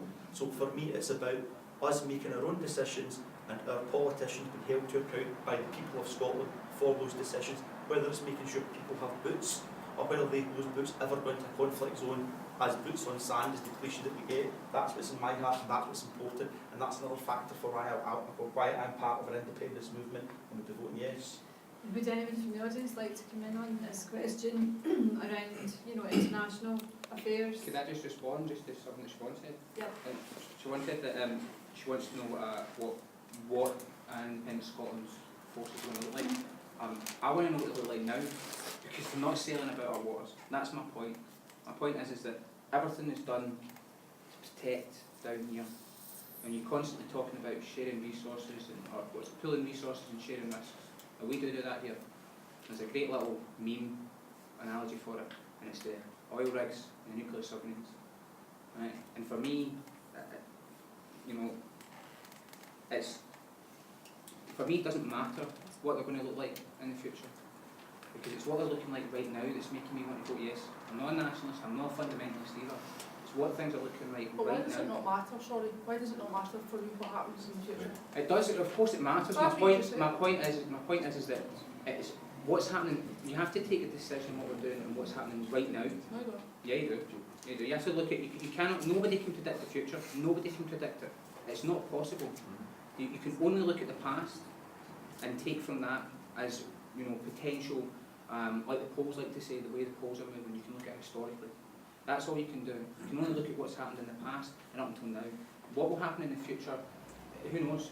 We could vote for independence, and as everybody said, chances are we'll have an SNP government, but maybe not. Maybe Bob's party will fracture into 30 bits after independence, and we won't have any of that, and the Labour Party will get in by default because there will be so much infighting. Nobody knows. Nobody knows. Still going to vote yes. But that's my point. You can't predict what's going to happen in the future. You have an SNP view on it, and after a yes vote, no doubt the Labour Party will have to come up with something rather quickly. It should be all about our future. This debate should be about our future, Yeah. not about what happened in the past. And you said it didn't matter. No. That's a It pessimistic view. It is about the future. What I'm saying is you can't predict it. It's about changing course. It's about changing direction. And at the moment, if we carry on this whole idea of how we're getting new powers, we're getting what are the new powers? What are they? What is it? Road tax and drink drive limit? Is this in the Scotland Act? No. Is it? So I'm not talking it's about the promise it's powers. tax-free. I'm talking Did you about want, I think you wanted to come back Well, earlier. I'm happy to pick up the points about devolution and more powers, but Question I as don't know well. if we want to stick on I don't want to duck the question on defence or we're going to Yeah, talk do about that that. and then we can move on to...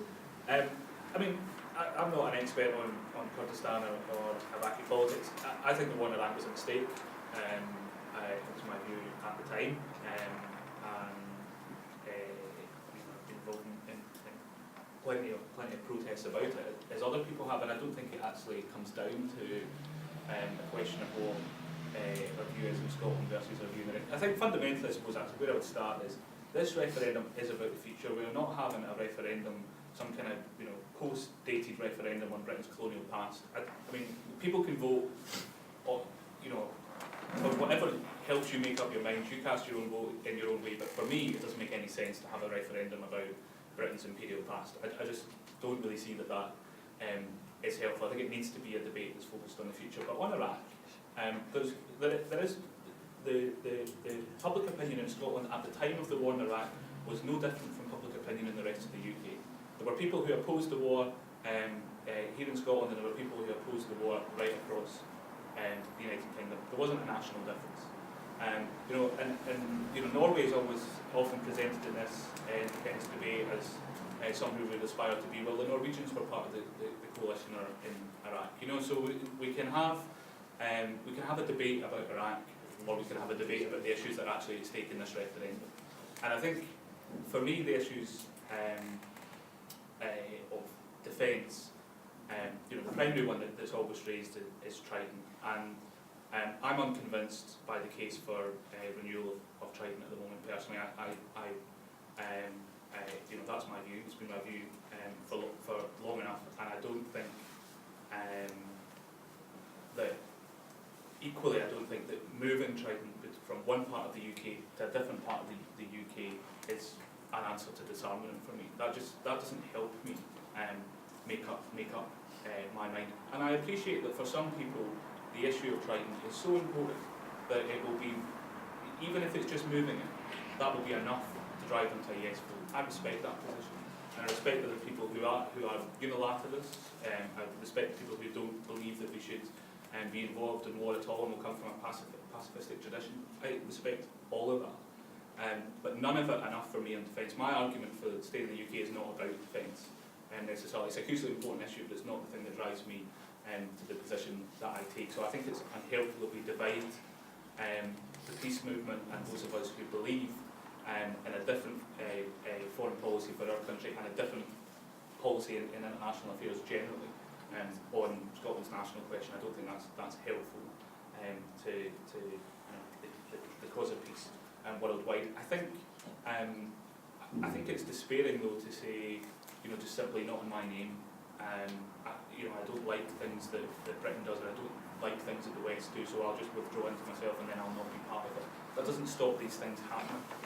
I think it makes more sense to argue the case for the right things to happen within whichever forum they happen to be, and for me that as part of the United Kingdom, I think that's the way to take it. And just on this issue around the North Sea and oil rigs, the problem though is that the Scottish Government in their white paper have said, well, we'll transfer because we need to answer the question about jobs at Faslane.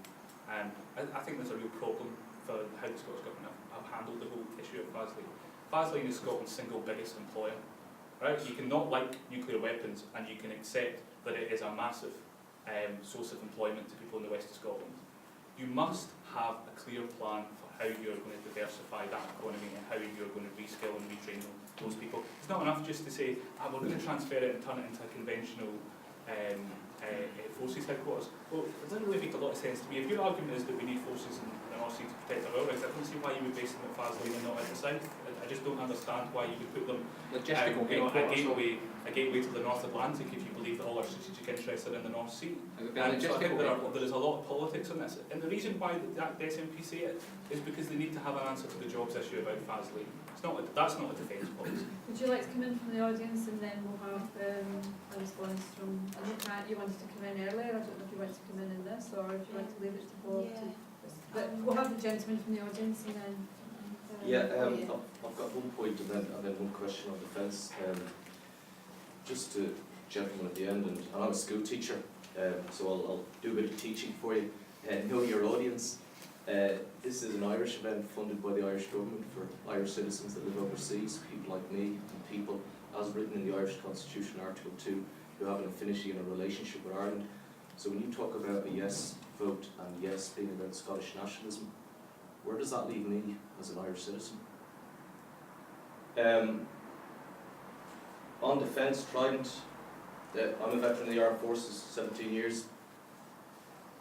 I have a friend who was a sole survivor in Iraq of an RPG attack. He's our campaign for yes vote. I have a friend who was in the Navy, transferred when they shut down Prestwick to Kinloss to work on Nimrods. That got shut down. He's now working down south, and he's voting yes so he can get a job back in Scotland. You've taken away our amphibious capability, our maritime patrol aircraft capability. There are no conventional warships based in Scotland. If somebody does invade us, we're either going to stick a pig fork in their eye or we're going to nuke them. And for those who put the argument there, Drew, you put the argument about Faslane being a job creation scheme. That's not what I said, I just said you need to be honest about Yeah, what you're planning. okay, well I'll be honest with you about it. I made big sacrifices to deliver UK foreign policy and their defence policy, and so did my family. And I'm also highly qualified, and so are the people I worked with in Faslane. I've left Faslane 4 years ago. I have no problem finding work. I'm teaching as a physics teacher now, and the physics teachers are low on the ground in Scotland because our fully funded pension has been ransacked by George Osborne. And I'll do teaching for a few more years, depending on how this referendum goes, and if I still have a pension. And I will go into renewables at the drop of a hat. I could also go into working in defence, and there are defence contractors out there that will give me a six-figure sum tomorrow morning to build a successor to Trident, while George Osborne is ransacking my pension as a school teacher. And I was out with a defence contractor during the week. He was my CDAD, and he works for Babcock, he's a senior director. And as he said to me, he's undecided, but if it's a yes vote, he's all ears about the business opportunities of turning Faslane from a nuclear base into a conventional base. So my question to you is, what is the moral argument? Because I had to lead my men in the moral argument, and there was none. We knew we were doing what we did to deliver UK foreign policy and to put Britain at the UN Security Council. What is your moral argument for having nuclear weapons on the Clyde and pointing them at innocent people on the other side of the planet? So, that's exactly what I said to you.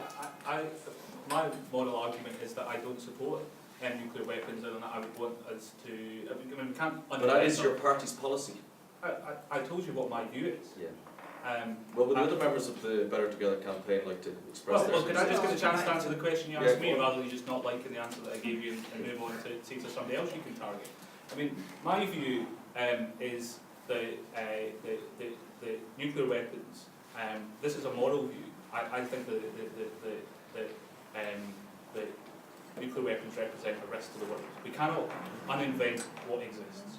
So we need to find a safe way of giving up our weapons across the world, those states that hold them. That is my personal view. I understand that there are those people who share that view, and that takes them to a nationalist position or to a pro-yes position in this referendum. I respect that, but it doesn't take me there, because I don't think that you can say, like, we don't want nuclear weapons on the Clyde in Scotland, but we're happy for them to either be located elsewhere in the UK, which is perfectly possible, or even if they were to be located elsewhere in the UK, we can be a member of a nuclear alliance. And that is the position that is being advocated in this referendum. That is what the Scottish Government want to negotiate. They want to negotiate an independent Scotland's membership of NATO. That is not a moral argument to me. To say, we want to be underneath the nuclear umbrella, but we're not very interested in holding it up. Could somebody else do the dirty work for us? That, for me, is not a moral case. And I think all of us can put our own views on nuclear disarmament. I'm quite sure there will be a range of views across the panel. Some of us agree and disagree. But don't tell me that because I take the view I do about nuclear weapons, that it's somehow dishonest because I happen to not support independence for Scotland. Okay, Kat, I said maybe you could Can I just come back to the gentleman's point there? Yeah. Sorry, you mentioned obviously that, I used to teach obviously, but I think the thing for me, the point I was trying to make is that you obviously have your own reasons for voting yes, and obviously you've changed your mind in that. You've obviously considered the debate and obviously come to your own conclusions, and that's fine, and I respect that, and I respect your decision to do so. And the point that I was making, though, for me, the way I see this is an argument about between nationalism and unionism. The SNP are selling to the Scottish people. That's my view of it. I'm not saying that not everyone in the SNP doesn't treat everyone in the Yes campaign, and I'm not going to suggest at all that everyone involved with the Yes campaign is a nationalist. I didn't suggest that whatsoever. But I think what this is a clash between two ideas for me, one about nationalism and one about unionism. It leaves you, obviously, that as you asked, with your own reasons for voting yes, which I completely respect, because at the end of the day you've obviously looked at the country you're living in, looked at the best course of the future, and you've chosen to pick yes, and that's how I can say that. Okay, Siobhan, you wanted to pop in? No? Still want to? Kat, sorry. yeah. Kat. Can I go back a bit though? I just, when you told your story about the woman on the street, Yeah. who said, oh no, I don't want to get rid of Trident, I just wanted to know what you said to her, what the end of the story was. No, I was just saying how surprising you can judge it a 70-year-old woman. Do you know what I mean? That was the story bit for me. So what was your But response to her? Well, that was her opinion, so that was it. Ah, Like, I wasn't suggesting for 1 minute that the woman was right or wrong. What I was suggesting was that this argument about we'll get rid of Trident and so therefore everyone wasn't great, we'll vote for independence, because that's constantly the one that's taken to us. We're back in Parliament for 3 weeks and we had a debate on Trident yet again, just to grandstand on the issue, and it really, really gets to the back of your throat. And that's all it is. It's about saying we're morally better than you because we would get rid of it and independence would do so. And as just pointed out, no, it wouldn't. It would remove it from one country to another, and that's wrong. So, okay, so it was a story to say. If you had, judge so a if you book by had a a cover. decision, if you were able to, would you get rid of Trident if Scotland became I'm independent? a and Labour was multilateralist. If Scotland became independent and it was the Scottish Labour Party under a new form that was in power, would you I'm a get rid of Trident? multilateralist. So if the rest of the countries were doing so, because to do it, as you're asking me, would be unilateralist.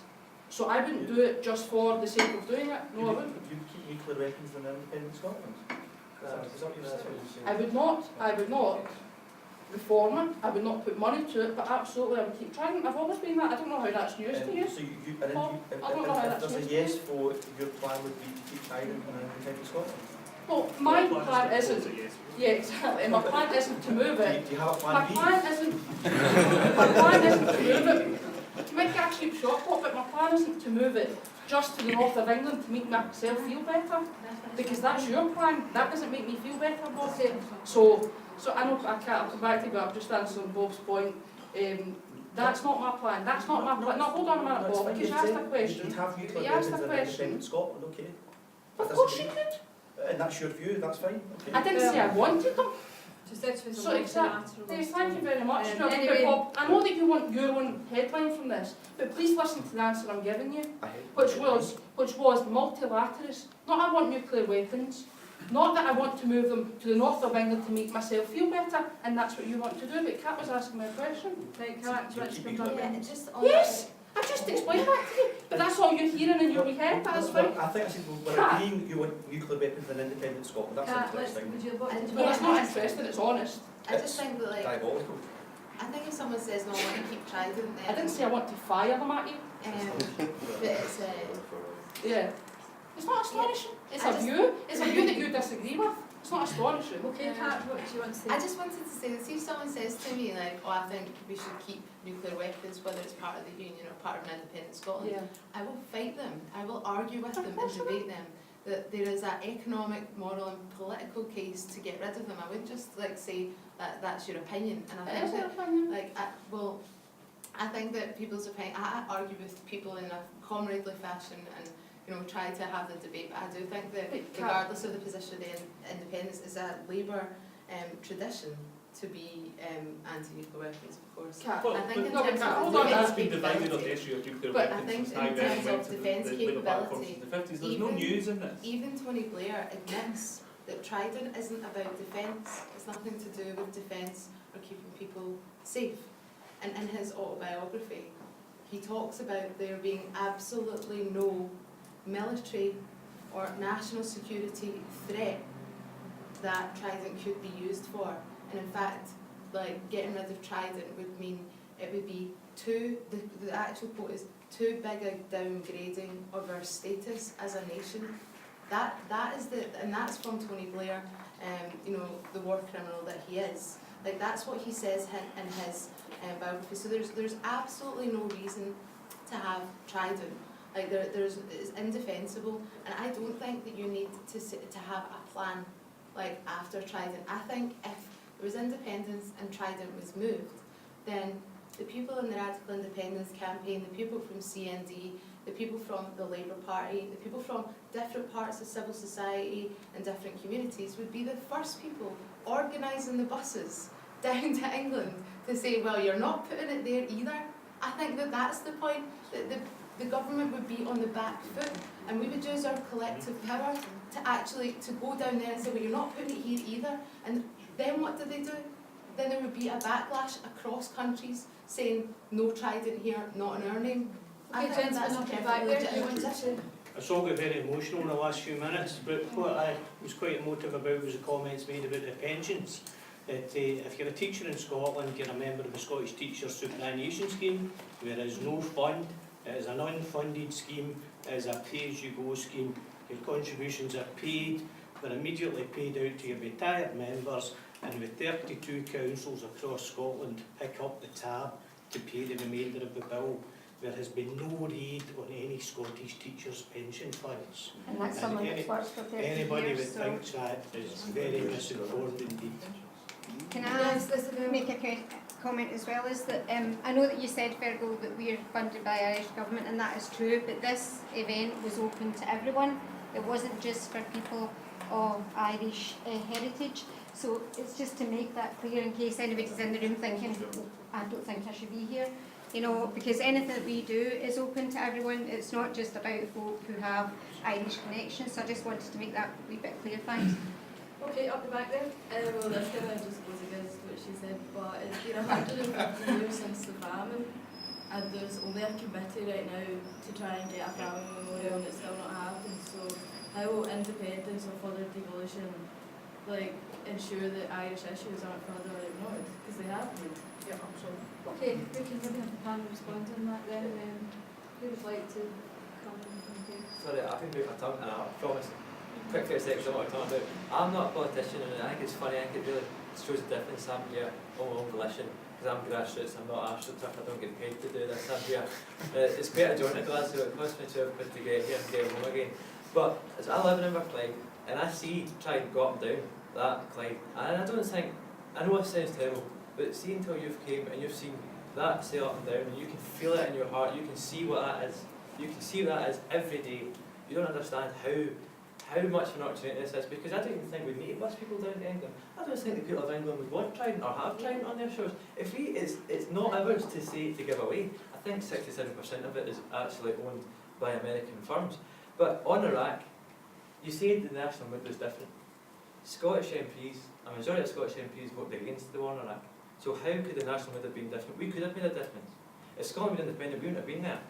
And I don't want to make it too personal, because we all know someone who's been affected by the war in Iraq, and I don't want to go down that road, because I think emotions are best kept out of this debate. But touching on the Irish issues, I think that's something that us as an Irish, I say us because you can guess from my name that I'm of Irish heritage as well. I think we've been here a bit longer than the famine, but that's just Connor's nature. But surely with independence, the Scottish-Irish community would have a louder voice, because they'd be a loud voice in a country of 5 million and a quiet voice in a country of 70 million. Just if I can answer Louise's question there. First of all, the national mood is different. I mean, we voted not to go to war in Syria, like, but you know, the people out there actually are working against trying to stop these things from happening. The national mood is different. To answer your question, like, I think it's again a question of two futures. Like, I think in a devolved Scotland, the Irish voice can be much louder with SNP MSPs, you know, there to represent the issues. It's the same with also like sort of smaller communities representatives that, you know, that need a louder voice, and that's what the Scottish Parliament, that's what further devolution is all about. The idea that you can give these voice to the smaller groups. Like, I've done a few of these debates at deaf community events as well, and they're exactly the same thing. You know, how do we get more representation? Who's going to give us a louder voice? There's legislation going through the Scottish Parliament just now, you know, trying to actually bring, you know, just saying language, that sort of thing, to like, you know, give it a much larger into like national representation. And I think it's a devolved Scottish Parliament protected by and sort of underwritten by the UK government that really can deliver those things. Okay, Bob. Yeah, I think it would be disingenuous to say a more empowered, devolved Scotland would be better for Scotland's Irish community, or independence would be better. It's as good as the politicians you elect to represent your communities. So on and off, I've done a bit of work with Glasgow's Irish communities, not community, because actually I think it's a little bit insulting to say there's a community. People of Irish descent have communities, and we've got multi-layered identities. I think Scotland wears that pretty well, actually. That might bring us back to the whole UKIP thing, not very prominent in Scotland. I suppose looking ahead, if I was thinking about how independence might be beneficial, I actually think that, okay, here's a very personal thing to me. I listened to a couple of debates in the Scottish Parliament about the teaching of Scottish history in schools, and I'd have to go back and check the official report. I can do all that, and I will do if someone wants to question this happened, but at least 2 or 3 contributions from across the opposition parties said, well, we need to be careful that teaching Scottish history is not just like and I'm paraphrasing, a Trojan horse for these Scottish nationalists to have their agenda. And something kind of died within me when I heard that, because everyone needs to know their culture and their heritage to understand where they came from and to better inform where they're going. And I suppose all I would say is, if there was I'll put it no stronger than this, because nothing's guaranteed, of course it's not, but if there's a kind of cultural renaissance within Scotland, people more interested in their history and culture and everything else, then we're going to see the huge connections and joint history there is between Scotland and Ireland, and I think we'll be more aware of it. And I think that will embolden for Glasgow's Irish communities, because I see great things happening, and one thing I saw happen was a real template for independent Scotland. I was in an event a couple of years ago, I think it was this organisation held it with GEIS, a Tamil organisation in North Glasgow, and they held an event so that the Tamil community, a recent immigrant community to Glasgow, could learn the lessons of the Irish community and when they came to Glasgow, and the racism they had experienced and how they had coped with that and how they had self-empowered themselves. And there's lessons to learn all over the boards. And apologies for going a little bit tangential, but I am genuinely passionate about it. So I can't guarantee you independence will be better for Scotland's Irish communities. I think it will be better for everybody that's in Scotland, and I think politicians in Scotland will be much more attentive to their electorate, and I suppose, given the fact that Irish communities are part of that electorate, they would benefit the same as everyone else. But I'm not going to say vote yes and that's Scotland's Irish communities are going to dramatically benefit. I think it's a lot more nuanced like that, a lot more nuanced, a lot more subtle. But if I was looking to say what I think would be better, those were the comments that I would Siobhan, make. you wanted to come in? Yeah, I mean, I agree with Paul. It's about the politicians, and as you said, you know, you're still fighting for that memorial. So that tells you, you know, the failures of all politicians of all parties not to get that done. And so I think that's the problem. I think we've got so many problems with the Irish community. I can't believe it's taken 10 to 40 to get on an Irish question, which is quite incredible. You know, I done one of these in Coatbridge and St Patrick's, and it was all about the Irish community. So, and the problem I've got at the minute is, when I first entered Parliament, there's a bit you have to fill in about your biography, and there's ethnicity. You know, I couldn't put Irish down there, yet that's the Scottish Parliament. I wanted to say that that's where I came from, and I'm part of that Irish community. I don't believe communities, I believe in diversity in the same community. But I'm part of that, and I wasn't allowed to say so, and I think that's shame. I think the media portraying, which is great, that Bashir Ahmed was the first ethnic minority MSP. No, he wasn't. because there was plenty of Irish MSPs there well before Bashir Ahmed, so again, trying to get that out to the press that actually that wasn't the case. So we've got a lot of ignorance, frankly, and education needed about our community and where we are. And I hope that whatever the settlement is on the 19th of September, that we get to that, because at the minute, I genuinely feel, and it's my personal opinion, that I'm apologising for being part of a community at the minute, and that I'm being, because of legislation that's gone before, so offensive behaviour, I could go on for that for days and I won't, because I've rehearsed that argument many times, and people obviously hear of it. But when there are people persecuted for singing songs, and yes, we can disagree that they should be happening at a football ground. I don't think political songs should be sung at a football ground. I don't think people advertising their surgeries at political football grounds is the way to go, and all politicians do that from political parties. I don't. But each political party does that, so it's not one or the other. I disagree with that because I don't believe that it should happen at a football ground. But do I believe that people should be arrested for doing such things? No, I don't. So would an independent Scotland make that better?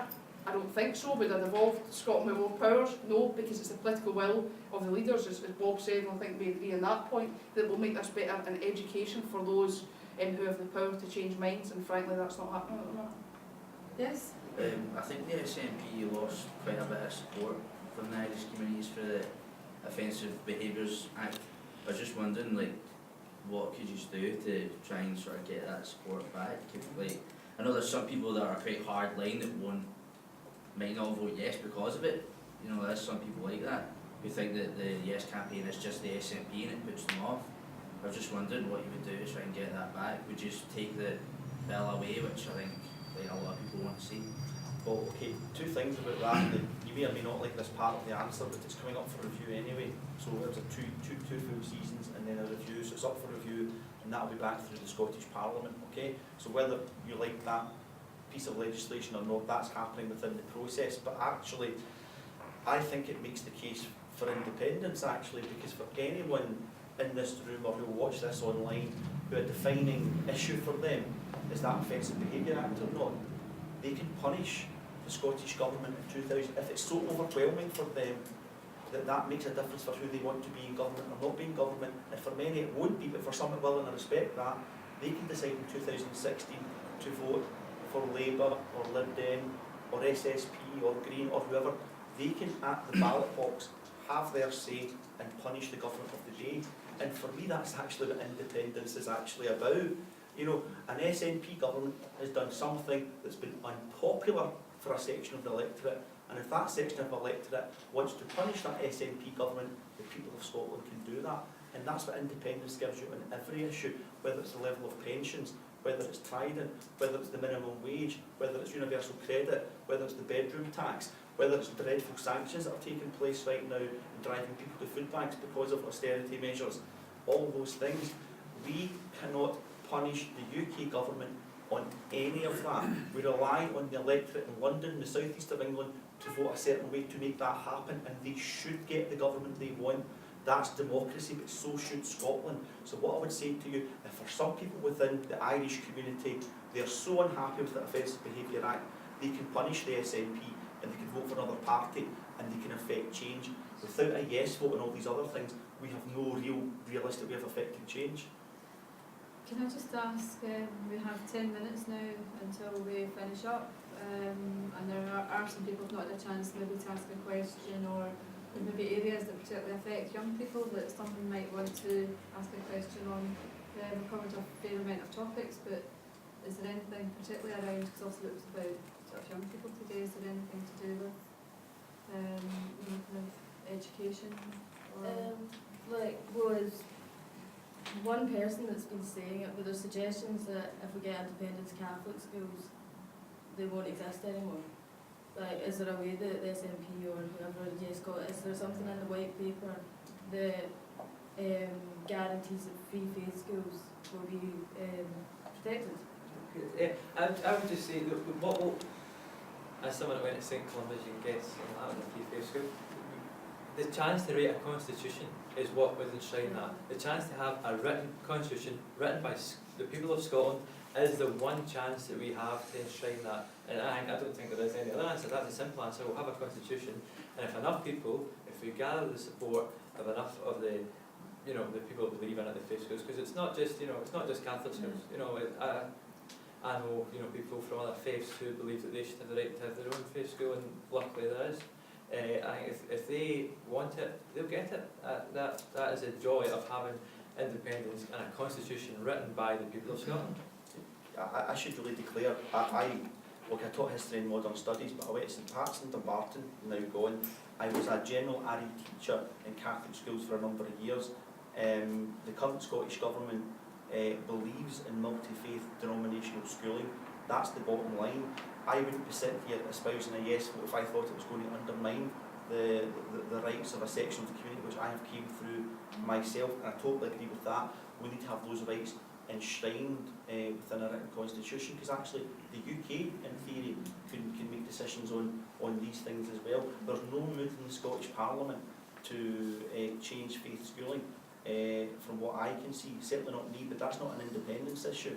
Quite frankly, the independence issue for me is what other rights do you think should be enshrined within a constitution? Because right now we don't have that. Does anyone from Patterson got any comment on this? The last one, I'm not really going to get into this issue about whether or not independence threatens faith school. I would think you should listen to what Bob said. I don't think the current Scottish Government are pursuing independence in order to shut down Catholic schools. I don't think that's the case. I think the issues around. I think for me, see when I speak to, well, from my background, right, I'm kind of a bit of a mongrel. I've got heritage from all over the UK, but partly it's Irish. And when Kat was talking about, you know, places that we grew up in, some of the industrial heritage and things, the kind of places she described struck a chord to me. But only on one side of my family. One side of my family there was lots of coal miners, and the other side of the family there weren't any coal miners, because that was the Irish side and didn't get to work in the pits. So I think there are lots of historical issues, and you talked about the famine memorial that are important for this community. I think if you think about then what are the current issues, and I suppose one that comes to mind is sectarianism. And what I dislike is this issue around where Catholic education and the issue of sectarianism are somehow thrown together, and I think there is far too much of that in Scottish society, where we create this relationship of cause between one and the other, which I think is completely unhealthy. I think parents have a right to educate their children in line with their own values, and I think that sectarianism is an evil that needs to be rooted out of society. I think those are two separate things. And that's all I really want to say about schools, but just on the issue about minority communities generally. I don't really like that term, but minority communities generally. Look, you can speak to us politicians, whether there are politicians like Siobhan who identifies coming from the Irish community or any of the rest of us.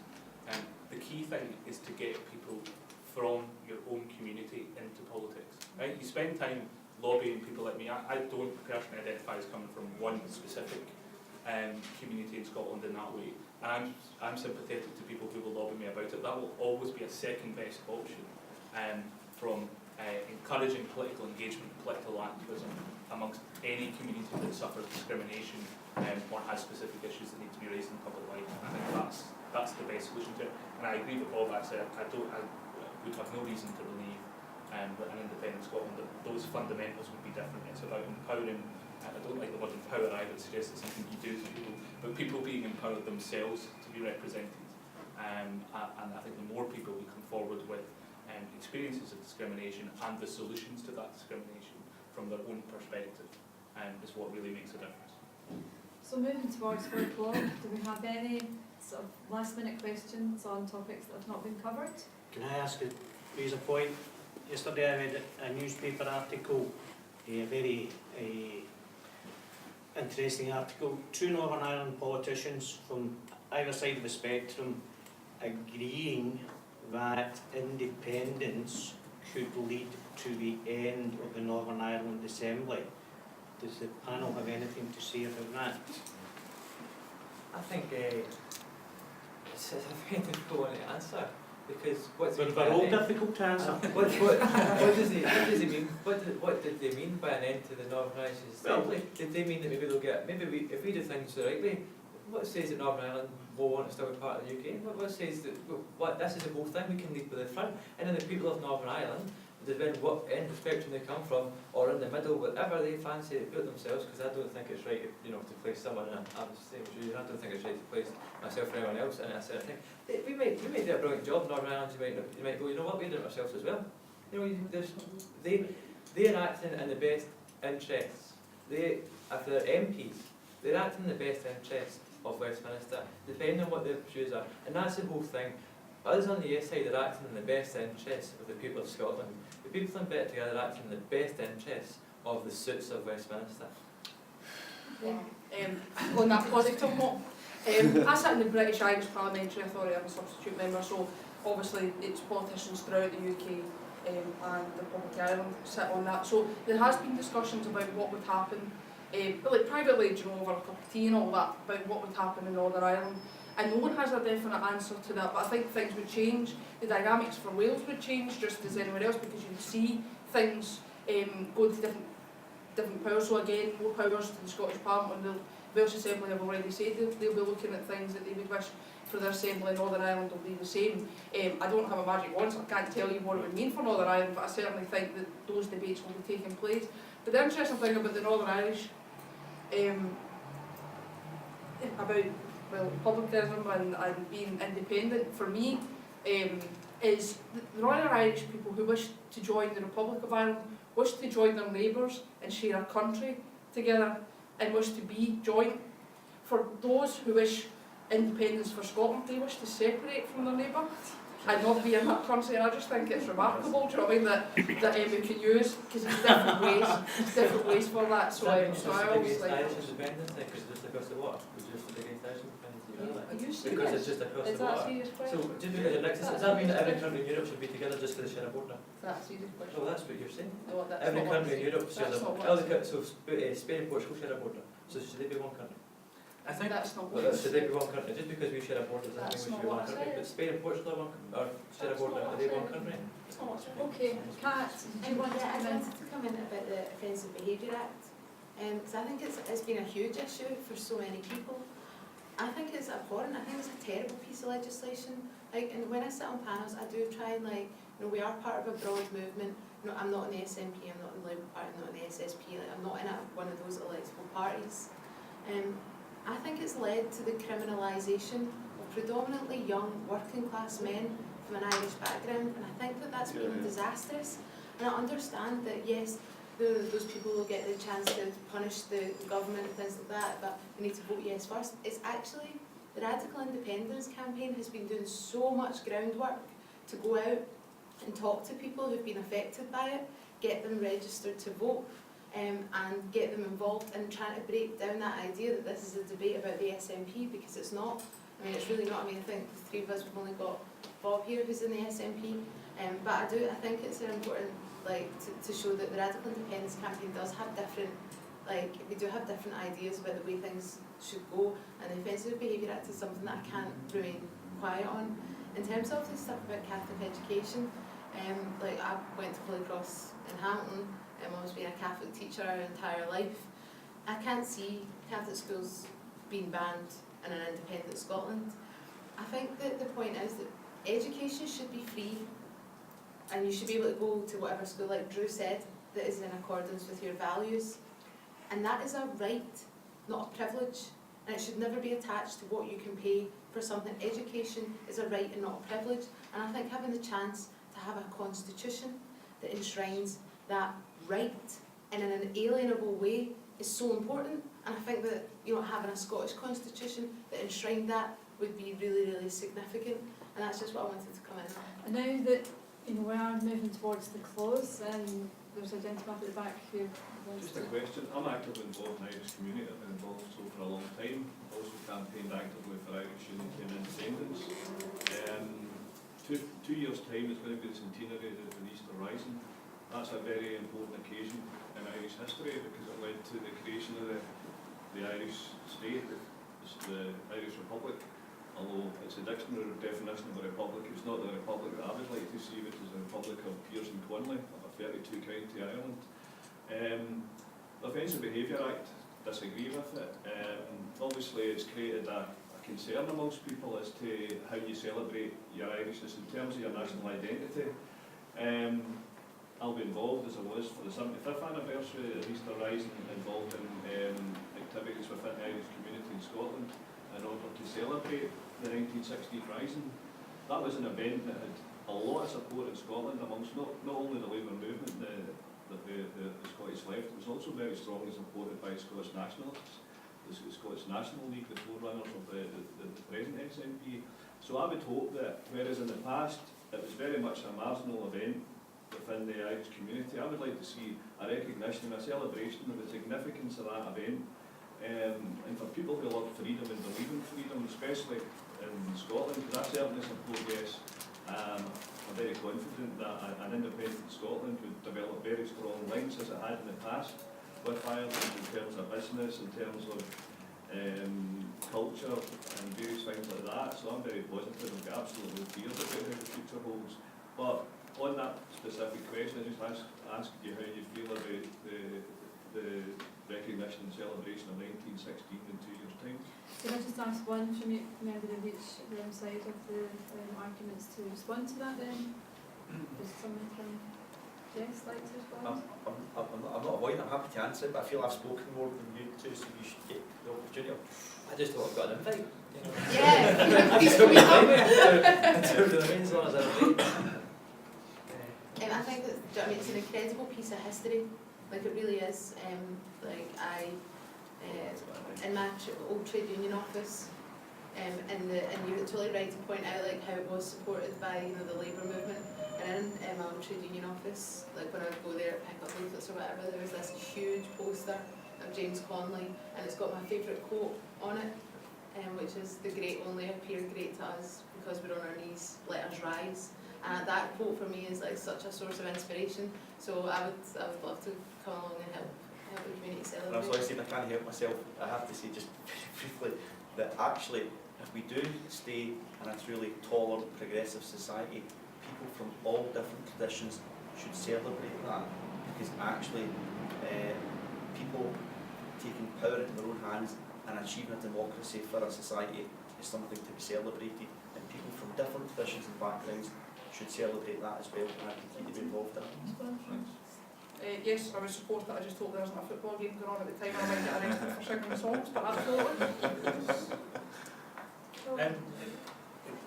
I agree with Sean. I'm happy to support it. I agree with what Bob says as well, but I think it's important that we respect the traditions that people themselves respect. And I think if you're in public life, then it's particularly important that you show that respect on behalf of the wider community to people from individual traditions. Obviously, I think the issues of Irish independence and Irish nationalism are different from the current position of Scotland. I think it was essentially a colonial relationship that Ireland suffered under, but that's for another day. I'd be more than happy to be involved in the celebration. I think for the same way, it's about in a very free society where you can celebrate the variety of traditions you have there, and recognise that you're able to also transcend identities to come together and actually make those common differences. But if there's particular communities also want to celebrate the heritage, then of course we should be able to make ours do so.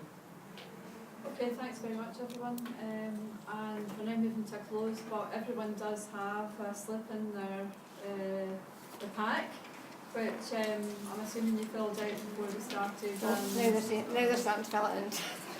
Isabel will now